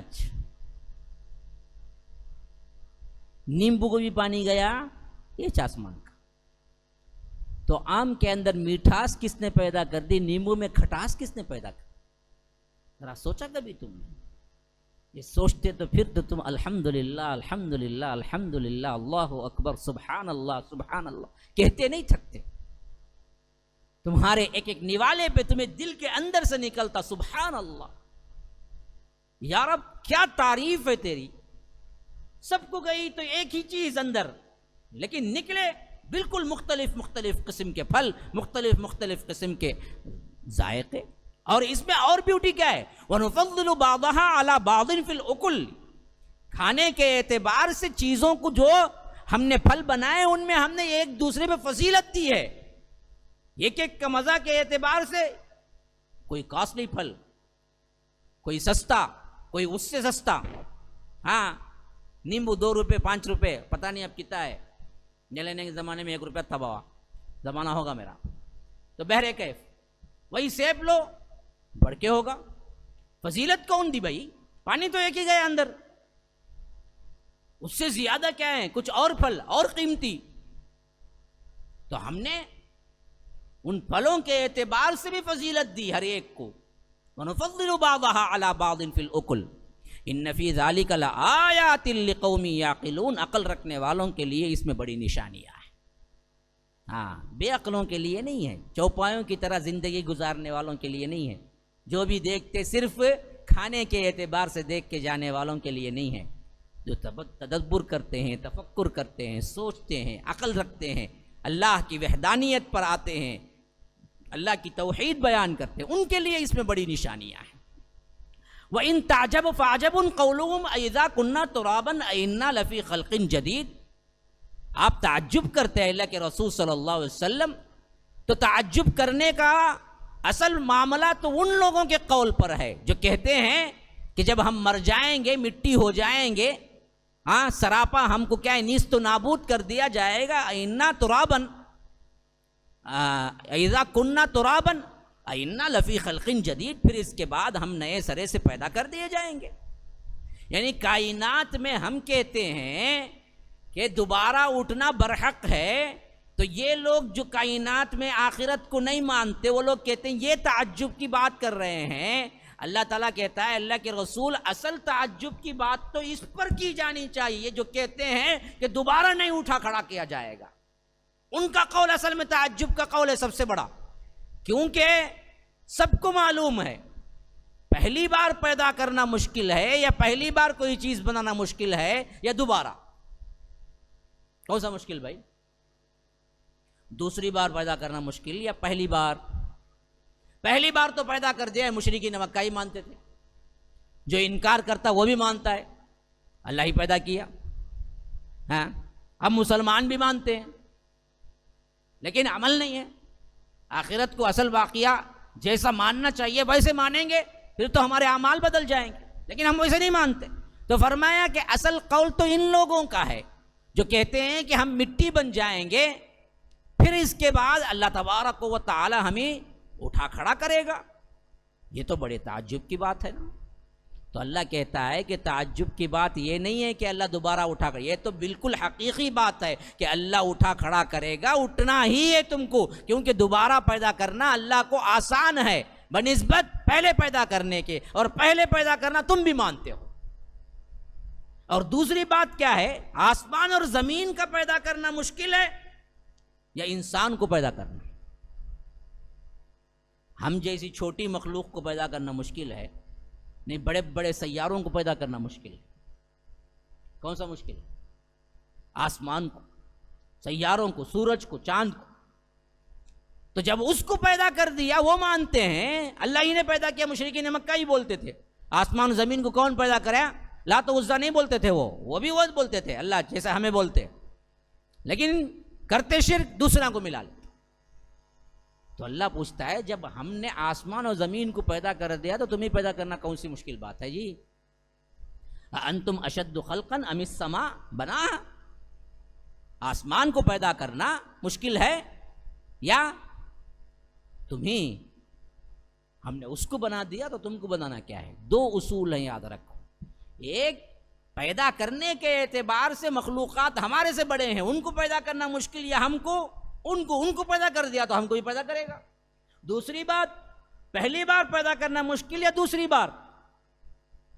پہلی بار. تو پہلی بار پیدا کر چکا، ہم آ گئے، اب دوبارہ مار کے پیدا کرنا کون سی بڑی مشکل بات ہے اللہ کو؟ بس ایک حکم ہوگا تو تم اٹھا کھڑا کیے جاؤ گے، خواہ تم مر جاؤ، مٹی بن جاؤ، خواہ اگر کوئی جانور کھا جائے، کوئی درندہ کھا جائے، یا ہواؤں میں اڑ جاؤ، فضاؤں میں اڑ جاؤ، یا سمندر میں چلے جاؤ، یا مچھلی کھا جائے. لیکن اللہ کو کوئی بڑی بات نہیں ہے جمع کرے پھر اٹھائے. بس ایک حکم ہوگا، سب کے سب اٹھ کے کھڑے ہو جائیں گے. تو تعجب کرنے کی بات تو ان لوگوں کا قول ہے جو کہتے ہیں کہ ہم مٹی ہو جائیں گے، پھر ہمیں نئی خلقت دی جائے گی، پھر ہمیں نئے سرے سے بنایا جائے گا. یہ ہمارے لیے کیا ہے؟ بڑی مشکل بات ہے. حالانکہ اصل میں تعجب کی بات ان کی ہے. اولئک الذین کفروا بربہم، اصل میں کیا ہے؟ یہی ہے وہ لوگ جو اپنے پروردگار سے کفر کرتے ہیں. واولئک الاغلال فی اعناقہم، ایسے ہی لوگوں کی گردنوں پر طوق ہوں گے، گردنوں پر بیڑیاں ہوں گی. واولئک اصحاب النار، یہی ہیں اصل میں آگ والے. ہم فیہا خالدون، جس میں یہ ہمیشہ ہمیشہ رہیں گے. تو صاف معلوم ہو گیا جو آخرت کا انکار کرتا ہے وہ کسی ناحیے سے مسلمان نہیں ہو سکتا. وہ کافر ہے، اور کافر کا ٹھکانہ جہنم ہے، اور جو جہنم میں جائے گا انکار کرنے والا خاص طور پر، وہ کبھی نہیں نکلے گا، وہ ہمیشہ ہمیشہ رہے گا. اب ذرا اپنے آپ کو سوچ کر دیکھو، ہم بظاہر اپنے زبان سے تو اقرار کرتے ہیں آخرت، لیکن کیا دل سے بھی مانتے ہی ہیں؟ ذرا سوچ کے دیکھو. اگر دل سے مانتے، ہماری ہر حرکت کا جواب ہے آخرت میں سوال ہے، تو پھر ہماری زندگی یوں ہوتی. مال جماؤ جماؤ، کماؤ کماؤ، زنا، فحش، بدکاری، بدنظری، ڈاکہ، چوری، بزنس میں ادھر ادھر کرنا، ڈنڈی مارنا، ان سب چیزوں کا سوال نہیں ہوگا. ہاں، خواتین بیٹھی ہوئی سن رہی ہیں، ان کی اپنی غلطیاں سوچو.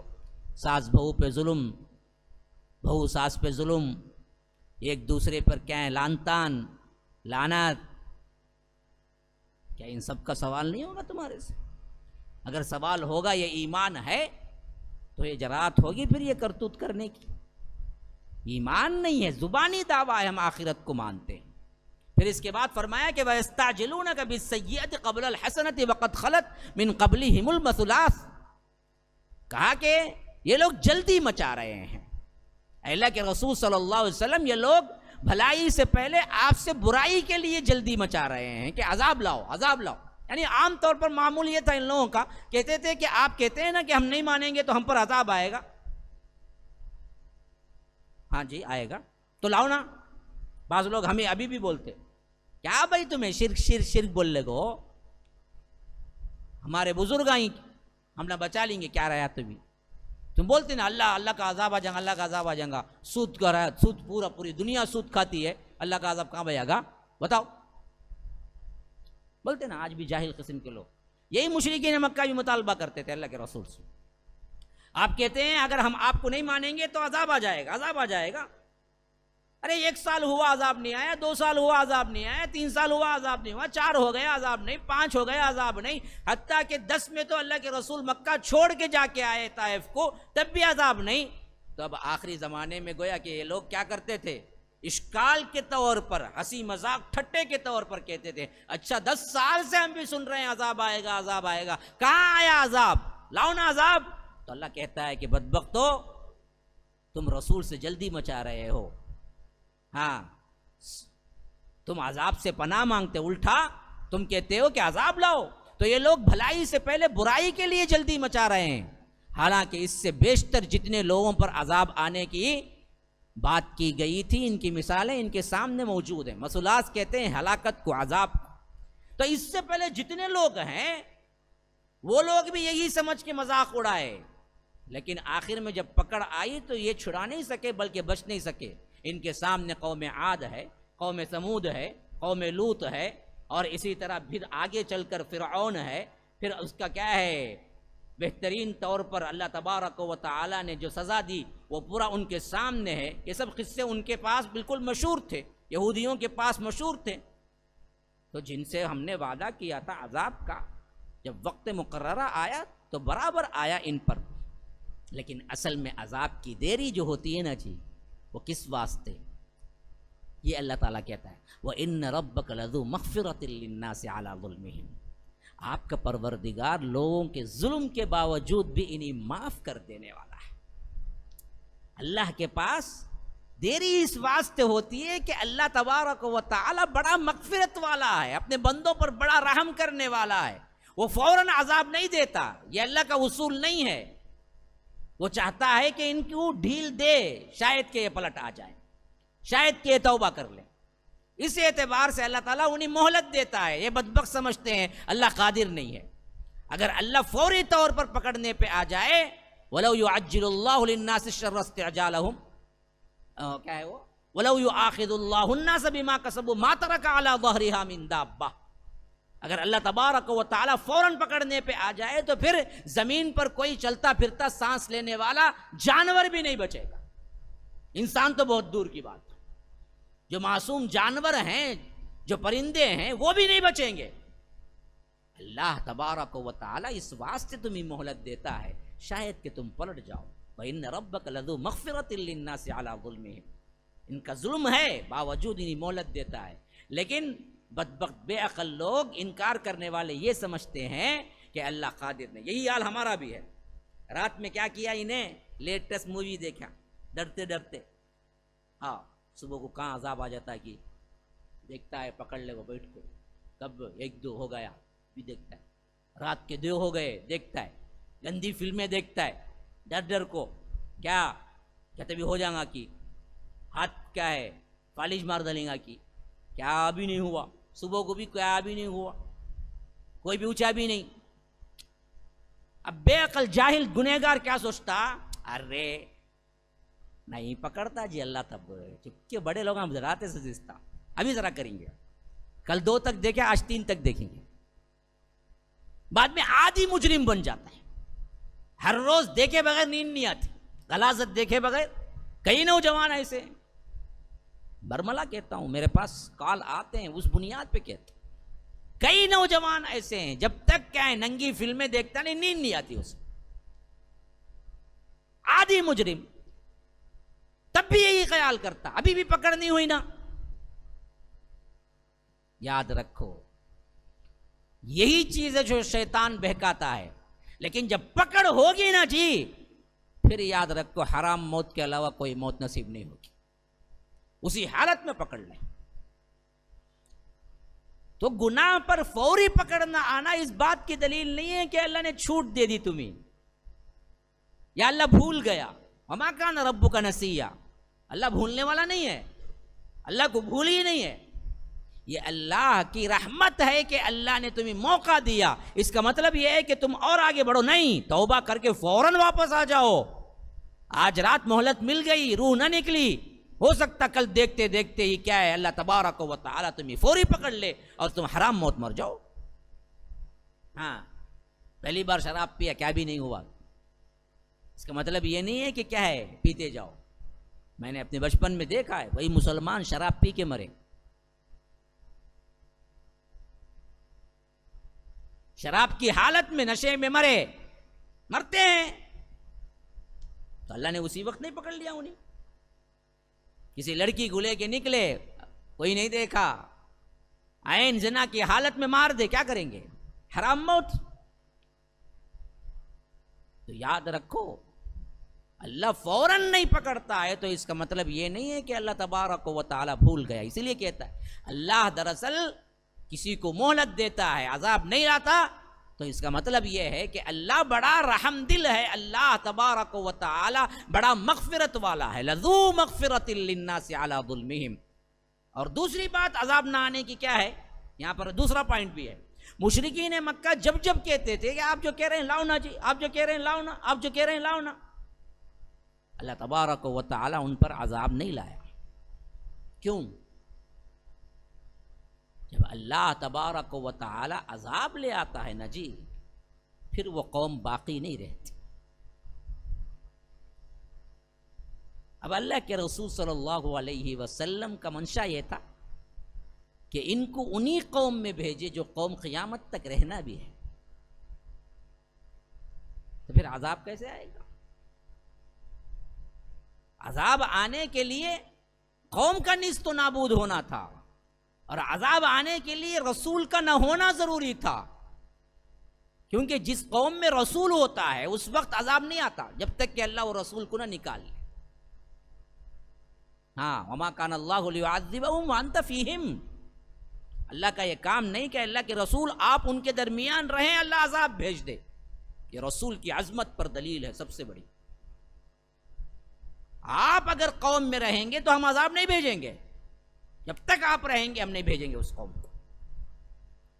تو یہ سب چیزیں تھی جس کی وجہ سے عذاب ان کا رکا ہوا تھا.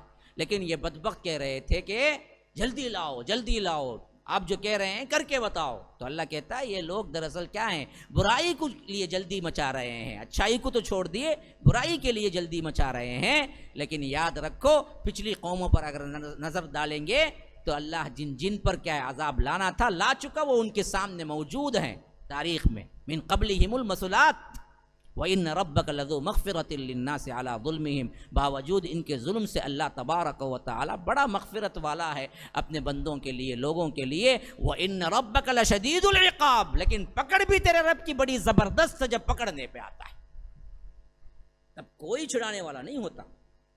وَكَذَلِكَ أَخْذُ رَبِّكَ إِذَا أَخَذَ الْقُرَىٰ وَهِيَ ظَالِمَةٌ.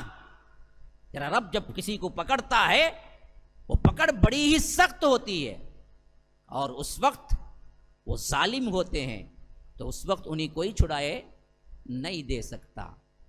کس کی دعا بھی اس وقت قبول نہیں ہوتی. وَيَقُولُ الَّذِينَ كَفَرُوا لَوْلَا أُنزِلَ عَلَيْهِ آيَةٌ مِّن رَّبِّهِ إِنَّمَا أَنتَ مُنذِرٌ وَلِكُلِّ قَوْمٍ هَادٍ. اور کہتے ہیں یہ کافر لوگ لولا انزل علیہ آیۃ من ربی، تمہارے رب کی طرف سے کوئی نشانی کیوں نہیں اتری. اب یہ دوسری بات. پہلے یہ کہتے عذاب لاؤ، تم کہتے نا عذاب لاؤ عذاب لاؤ. دوسرا سب سے بڑا انکار کی وجہ کیا تھی؟ اچھا آپ رسول ہیں نا، یہ پہاڑ کو سونے کا بنا دو نا، ہمارے لیے کیا ہے مالداری کی ضرورت ہے، ذرا یہ پہاڑ کو وغیرہ کو حکم دیں، یا کم از کم آپ کے ساتھ کوئی فرشتہ تو دکھا دیں، یا کوئی غیب کی آواز تو آئے کہ لوگوں سنو یہ میرا رسول ہے، ہم سنیں. تو یہ بار بار یہ بات پوچھتے تھے کہ آخر نشانی کیوں نہیں آئی، آپ رسول ہیں تو نشانی بتلاؤ. یہ بھی ان کا سب سے بڑا حربہ تھا انکار کرنے کے لیے. پہلے ان کا وہ قول ذکر ہوا جو وہ کہتے تھے کہ عذاب کیوں نہیں لاتے. اب یہ دوسرا قول ذکر ہو رہا ہے جو مشرکین مکہ جب کہتے تھے. وَيَقُولُ الَّذِينَ كَفَرُوا، یہ کافر لوگ کہتے ہیں لولا انزل علیہ آیۃ من ربی، تمہارے رب کی طرف سے کوئی نشانی کیوں نہیں اتری تم پر. اللہ کے رسول آپ کہہ دیجئے انما انت منذر، آپ تو صرف منذر ہیں. آپ کا کہاں دعویٰ ہے کہ میں نشانی لے آیا ہوں؟ آپ کا دعویٰ تو یہ ہے کہ دیکھو میں ڈرانے والا ہوں، میں قیامت سے پہلے تمہیں ڈرانے کے لیے آیا ہوں کہ اگر تم اللہ کی توحید کو نہ مانو گے جہنم میں جاؤ گے. یہ ڈرانے کے لیے میں آیا ہوں، میں تو منذر ہوں، صرف انذار کرنے والا ہوں. میں نے کب یہ دعویٰ کیا کہ میں نشانی بتلا سکتا ہوں؟ تو اسی لیے صاف کہہ دیجئے انما انت منذر، میں تو ڈرانے والا بن کے آیا ہوں، وَلِكُلِّ قَوْمٍ ہاد، اور ہر ایک قوم کے لیے ایک ہادی ہوتا ہے، ہر ایک قوم کے لیے ایک گائیڈ کرنے والا ہوتا ہے، ہر ایک قوم کے لیے ایک رہنما ہوتا ہے۔ ویسے ہی میں اس قوم کے لیے رہنما بن کے آیا ہوں۔ اس سے پہلے جتنی قومیں تھیں اس وقت اللہ نے انبیاء بھیجے ان کے وقت کے اعتبار سے ان کو، اور اب میں قیامت تک کے لیے میں ہادی بن کے آیا ہوں تمہارے پاس۔ جیسے پچھلی قوموں میں ہادی ہوا کرتے تھے ویسے ہی میں بھی ہادی بن کے آیا ہوں۔ میں نشانیاں لانے کا دعویٰ نہیں کرتا، میں تو صرف تمہیں ڈرانے اور ہدایت کا راستہ بتانے کے لیے آیا ہوں۔ اللہ یعلم ما تحمل كل انثى وما تغیض الارحام وما تزداد وكل شيء عنده بمقدار۔ اللہ ہے جو جانتا ہے ما تحمل كل انثى، ہر مادہ جو اپنے پیٹ میں حمل کو اٹھائے ہوئے، وہ انسانوں میں ہو جانوروں میں، ہر ایک کا رحم میں کیا ہو رہا ہے اللہ تعالیٰ جانتا ہے۔ اللہ کی پاور، اللہ کی قہاریت، اللہ کی جباریت، اور اس کے ساتھ ساتھ اللہ کا کنٹرول کائنات میں بتا رہا ہے جو اوپر سے چل رہا آ رہا تھا۔ اللہ الذی رفع السماوات، پھر یہاں پر اللہ تعالیٰ کون ہے بتا رہا ہے، کہتا ہے کہ اللہ یعلم ما تحمل، اللہ جانتا ہے کون، ہر انسا، ہر مادہ، ہر عورت اپنے پیٹ میں کیا اٹھائے پھر رہی ہے۔ ما تحمل کل انسا وما تغیض الارحام وما تزداد، کب اس کا پیٹ سکڑتا ہے، کب اس کا پیٹ بڑھتا ہے، یہ تک اللہ جانتا ہے۔ یا رب کیا انداز بیان ہے، دیکھو اگر آپ غور کریں نا جی، پکار اٹھیں گے اس کی بلاغت پر اور اس کے انداز پر۔ عربی نہ آنے کے باوجود بھی اگر ترجمے میں بھی غور کریں گے نا، انداز دیکھیے، ایک ایک لمحے میں رحم جو بڑھتا ہے وہ بھی اللہ جانتا ہے، اور ایک ایک لمحے میں جو رحم سکڑتا ہے اندر پیٹ کے اندر، پیٹ کے اندر، پیٹ 3 جھلیاں ہوتی ہیں، فی ظلمات ثلاث، اس کے اندر اللہ بناتا ہے انسان کو، بچے کو۔ ہم کوئی تصویر بھی چھڑانا چاہیں نا جی، تصویر بھی ہم بنانا چاہیں نا جی، کم از کم جو عام لائٹ ہوتی ہے نا اس سے کئی گنا زیادہ 500 وولٹ کی لائٹ لگاتے تب بناتے۔ لیکن اللہ کیسا مصور ہے، کہتا ہے کہ جب میں تصویریں بناتا ہوں فی الارحام کیف یشاء، جیسے چاہتا ہوں ویسے، تو فرمایا کہ یخلقکم فی بطون امہاتکم، ہم بناتے ہیں ماں کے رحموں کے اندر، فی ظلمات ثلاث، کے 3 پردوں کے اندر، 3 اندھیریوں کے اندر میں حکم دیتا ہوں جیسے چاہے ویسے بن جاؤ۔ یہی یہاں پر کہتا ہے رحم کا سکڑنا، رحم کا زیادہ ہونا اللہ ہی جانتا ہے، کب کس کو ڈلیوری ہونا یہ رب کا حکم ہوتا ہے، اس سے پہلے نہیں ہو سکتا۔ کسی کو 9 ماہ، کسی کو 9 ماہ چند منٹ، کسی کو 9 ماہ چند دن، کسی کو 9 ماہ سے بھی کم، کسی کو 7 ماہ، کسی کو 8 ماہ، کسی کو 4 ماہ، کسی کو کیا ہے بالکل نامکمل ابارشن۔ کیا ہوتا ہے یہ، کس کا حکم، کون کر رہا ہے؟ انسانوں میں خالی نہ، کائنات میں جتنے انسا ہیں، جتنی عورتیں ہیں، جتنی مادہ ہیں، ان کے پیٹوں میں کب رحم ٹکتا ہے، کب نکلنا ہے، کب بڑھنا ہے۔ اس لیے حضرت ضحاک کہا کرتے تھے، تفسیر ابن کثیر کے اندر یہ روایت موجود ہے، آپ تعجب کریں گے۔ حضرت ضحاک کہا کرتے تھے کہ تزداد زیادتی ہونا، تغیر کم ہونا۔ کہتے تھے کہ 9 ماہ کی جو مدت اللہ نے رکھا ہے، کبھی کبھی اللہ اس کو کم کر دیتا ہے، کوئی بچہ 8 ماہ میں پیدا ہوتا ہے، کوئی بچہ 7 ماہ میں بھی پیدا ہو جاتا ہے، کئی بچے 7 ماہ 8 ماہ میں پیدا ہو کے جیتے بھی ہیں اچھے طریقے سے، کئی بچے مردہ پیدا ہوتے ہیں۔ یہ تو کیا ہے، تغیض ہے، کم ہو جاتا ہے۔ تزداد کے اعتبار سے کئی بچے 9 ماہ کے اوپر رہ جاتے ہیں، لیکن ہم سننے میں جو آتا ہے، ہمارا آج کل دیکھنے میں سننے میں 9 ماہ 10 دن ہوتے ہیں، 2 ماہ 15 دن ہو جاتے ہیں، یا 9 ماہ 20 دن ہو جاتے ہیں، بہرکیف 10 ماہ سے پہلے ہو ہی جاتی ہے ڈیلیوری۔ لیکن حضرت ضحاک کہا کرتے تھے کہ میں اپنے ماں کے پیٹ میں 2 سال رہا۔ اسے اللہ تعالیٰ بڑھانا چاہے بڑھا دے۔ میں اپنے ماں کے پیٹ میں 2 سال رہا، حتیٰ کہ جب میں پیدا ہوا مجھے دانت بھی آ چکے تھے۔ اللہ کی شان، اللہ جس کو چاہے جیسے رکھے۔ ہاں، کون کر رہا ہے اس پورا؟ تغیض الارحام وما تزداد وَكُلُّ شَيْءٍ عِندَهُ بِمِقْدَار، ہر چیز کی تقدیر، مقررہ وقت یہ رب کے پاس ہے، کسے کب دینا ہے۔ اسی لیے اللہ کے رسول صلی اللہ علیہ وسلم نے فرمایا ہر بچہ جو بنتا ہے ماں کے پیٹ میں جیسے ہی رحم ٹھہرتا ہے 40 دن تک اس کی ایک پوزیشن ہوتی ہے، ہاں پھر اس کے بعد 40 دن تک وہ مضغہ ہوتا ہے، 40 دن تک وہ علقہ ہوتا ہے، پھر 40 دن تک وہ مضغہ ہوتا ہے۔ یہ 40 40 کا دور گزرتا ہے تو پھر کہیں جا کر اس کے اندر فرشتہ اسے روح پھونکنے کے لیے ماں کے پیٹ میں آتا ہے، ہاں فَيُرْسَلُ إِلَيْهِ الْمَلَكُ، اس کے بعد آتا ہے۔ گویا کہ معلوم ہوا کہ 40 120 دن 120 دن لوتھڑا علقہ مضغہ جو بنا نا جی، اس کی بھی بڑھوتری ہوئی لیکن اس میں روح نہیں ہوتی۔ وہ روح جس روح کو اللہ تبارک و تعالی نے آدم کے پشت سے نکال دیا تھا، کب؟ جب حضرت آدم کو بنایا تھا، وہ روح عالم ارواح میں ہوتی ہے۔ وہ روح جسم میں جب آتی ہے نا، وہ فرشتہ جب لے کے آتا ہے اس وقت لے کے آتا ہے جب 120 دن کا نطفہ بن جاتا ہے، تب جا کے وہ آتا ہے۔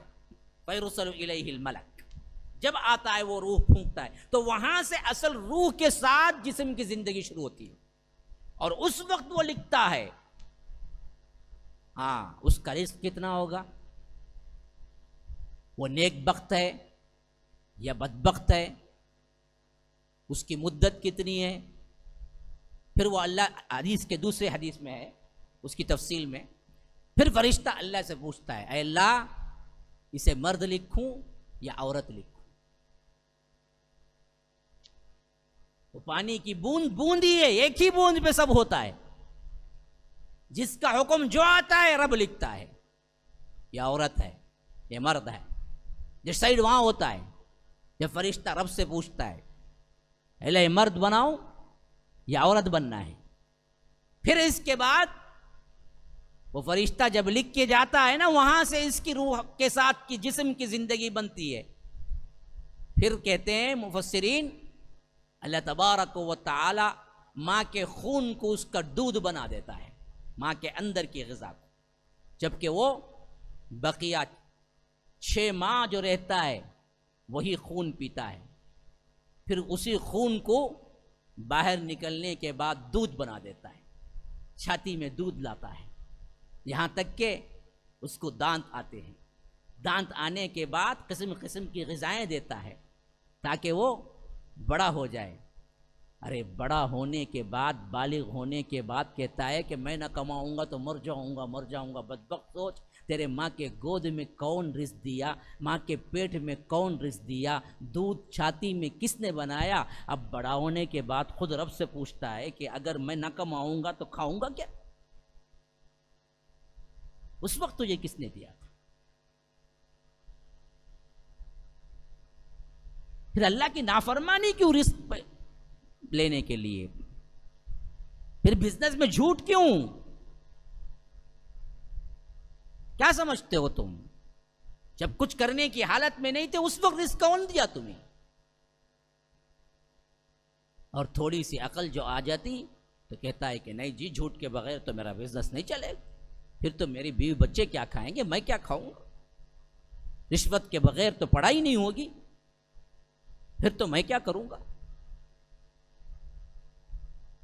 بچپن سے لے کر پیدائش سے لے کر بچپن تک تو نے سوچا ہے جو رزق تجھے عطا ہوئے؟ ماں کے پیٹ میں اللہ نے رزق نہ دیا تو کیا ہوتا؟ مر جاتا۔ کبھی سوچا تو نے؟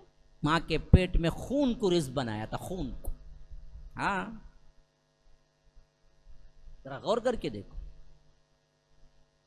ہر ماں کو ماں بننے سے پہلے خون نکلتا ہے ماہانہ، جسے ماہواری بولتے ہیں، لیکن جیسے ہی حمل ٹھہرتا ہے خون بند ہو جاتا ہے۔ وہ خون کیا ہوتا ہے؟ وہ بچے کو جاتا ہے۔ جو گندا خون ہے جو باہر نکلتا ہے ہر ماں رحم میں جاتا ہے، ماں بچہ ٹکتا ہے تو بند ہو جاتا ہے خون، وہی خون سے تو وہ بنتا ہے۔ تب کہاں سے لائے تم نے رزق؟ پھر اللہ پر ہی اعتبار نہیں، پھر اسی رزق کے لیے، کمائی کے لیے جھوٹ بھی بولتے ہو، اللہ کا انکار بھی کرتے ہو، اللہ سے بغاوت، سود بھی لیتے ہو۔ یہ ہمت کہاں سے آ جاتی ہے؟ یہ میرے قول نہیں ہے، یہ اسلاف کے قول ہیں، جو میں آج پڑھ رہا تھا تو میرے ذہن میں آ گیا اچانک۔ تو انسان اپنی حیثیت کو سوچے تو کبھی اللہ تبارک و تعالیٰ سے بغاوت نہ کرے۔ وَكُلُّ شَيْءٍ عِندَهُ بِمِقْدَارٍ، اللہ تبارک و تعالیٰ کے پاس ہر چیز کا وقت مقرر ہے، ایک مقدار ہے، تقدیر ہے۔ عالم الغیب والشہادۃ الکبیر المتعال، وہ چھپی اور ظاہر ہر طرح کی باتوں کو جاننے والا ہے، سب سے بڑا، بڑی شان والا، کبیر المتعال۔ سواء منکم من اسر القول ومن جہر بہ، اس کے لیے برابر ہے خواہ تم بات کو کان با پھوسی کر کے مخفی کہو، ظاہر میں آواز پکار کے کہو، دونوں اس کے لیے برابر ہے۔ وَصَارِبٌ وَمَنْ هُوَ مُسْتَخْفٍ بِاللَّيْلِ، رات میں چھپ کے چلو، وَصَارِبٌ بِالنَّهَارِ، دن دھڑل لے، رات بالکل کیا ہے 12 گھنٹے کے دھوپ میں تم چلو، یہ سب اللہ کے لیے برابر ہے۔ سواء منکم، ہمارے لیے غیب ہے جی، اللہ کے لیے کوئی غیب نہیں ہے۔ تم کان میں بولو یا دل میں ارادہ کرو، اللہ جانتا ہے۔ آواز سے بولو، اب حافظ صاحب مجھے بولے تو کیا ہے، یہ میرے لیے غیب نہیں ہے۔ حافظ صاحب کیا ہے، چہرہ پلٹائیں، وہاں کسی سے بات کریں، بالکل آواز کم میں، کان میں، میرے لیے غیب ہے، مجھے پتہ نہیں کیا بات کرے۔ لیکن اللہ کے لیے ہے یہ نہیں، یہی کہتا ہے سواء منکم من اسر القول ومن جہر بہ، برابر ہے رب کے لیے، خواہ تم زور سے بولو، خواہ تم مخفی بات کرو۔ ومن هو مستخف باللیل وسارب بالنہار، رات میں کوئی کام کرو یا دن میں چلتے ہوئے، اللہ کے لیے سب برابر ہے۔ یہ اگر ایمان آ جائے نا جی، یاد رکھو پھر تو ہم کبھی نہ رات کا سہارا لے کے گناہ کریں گے، نہ تنہائی کا سہارا لے کے گناہ کریں گے، اللہ تو دیکھ رہا ہے۔ هذا وباللہ التوفیق، صلی اللہ وسلم علی نبینا محمد۔ اسأل اللہ لی ولکم ولسائر المسلمین من کل ذنب فاستغفروه انه هو الغفور الرحیم۔ سبحانک اللہم وبحمدک، اشہد ان لا الہ الا انت، استغفرک واتوب الیک۔ والسلام علیکم ورحمۃ اللہ وبرکاتہ۔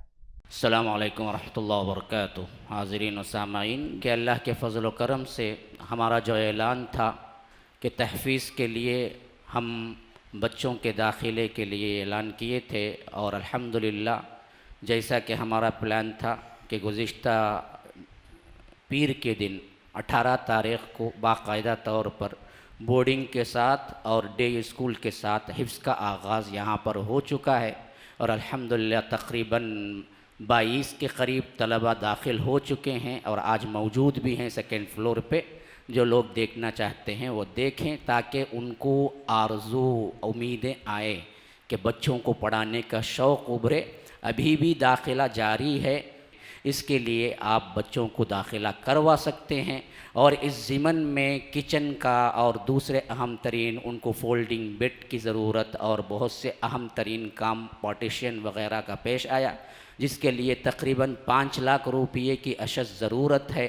جو لوگ کچن کا خرچ اٹھا سکتے ہیں، ابھی ہم نے 3rd فلور پہ بنا ہے، آپ لوگ دیکھ بھی سکتے ہیں، اور کچھ سامان خرید کے دینے کے اگر چاہتے ہیں تو بھی وہاں کے لیے فریج کی، واشنگ مشین کی، تاکہ بچے اپنے ہاتھ سے نہ دھوئیں، وہ لوگ خالص پڑھائی میں دھیان دیں، اور ان کے جو کام ہیں وہ ہم دوسرے طریقے سے انجام دیں گے، یہ ہماری سوچ ہے۔ تو آپ لوگ اس میں آگے بڑھ کے آئیے۔ اور اسی طرح دوسری بات یہ ہے، جمعہ کا چندہ بھی آپ لوگ جو دیتے ہیں وہ بہت سے اخراجات کے لیے ہمیں ناکافی ہوتا ہے، آپ اس میں بھی آگے بڑھ کے آئیں۔ اور الیکٹرک بل تقریباً 28,000 کچھ آئی ہے، اگر کوئی ذمہ داری لینا چاہتا ہے تو وہ بھی لیں۔ فجزاکم اللہ احسن الجزا، والسلام علیکم ورحمۃ اللہ وبرکاتہ۔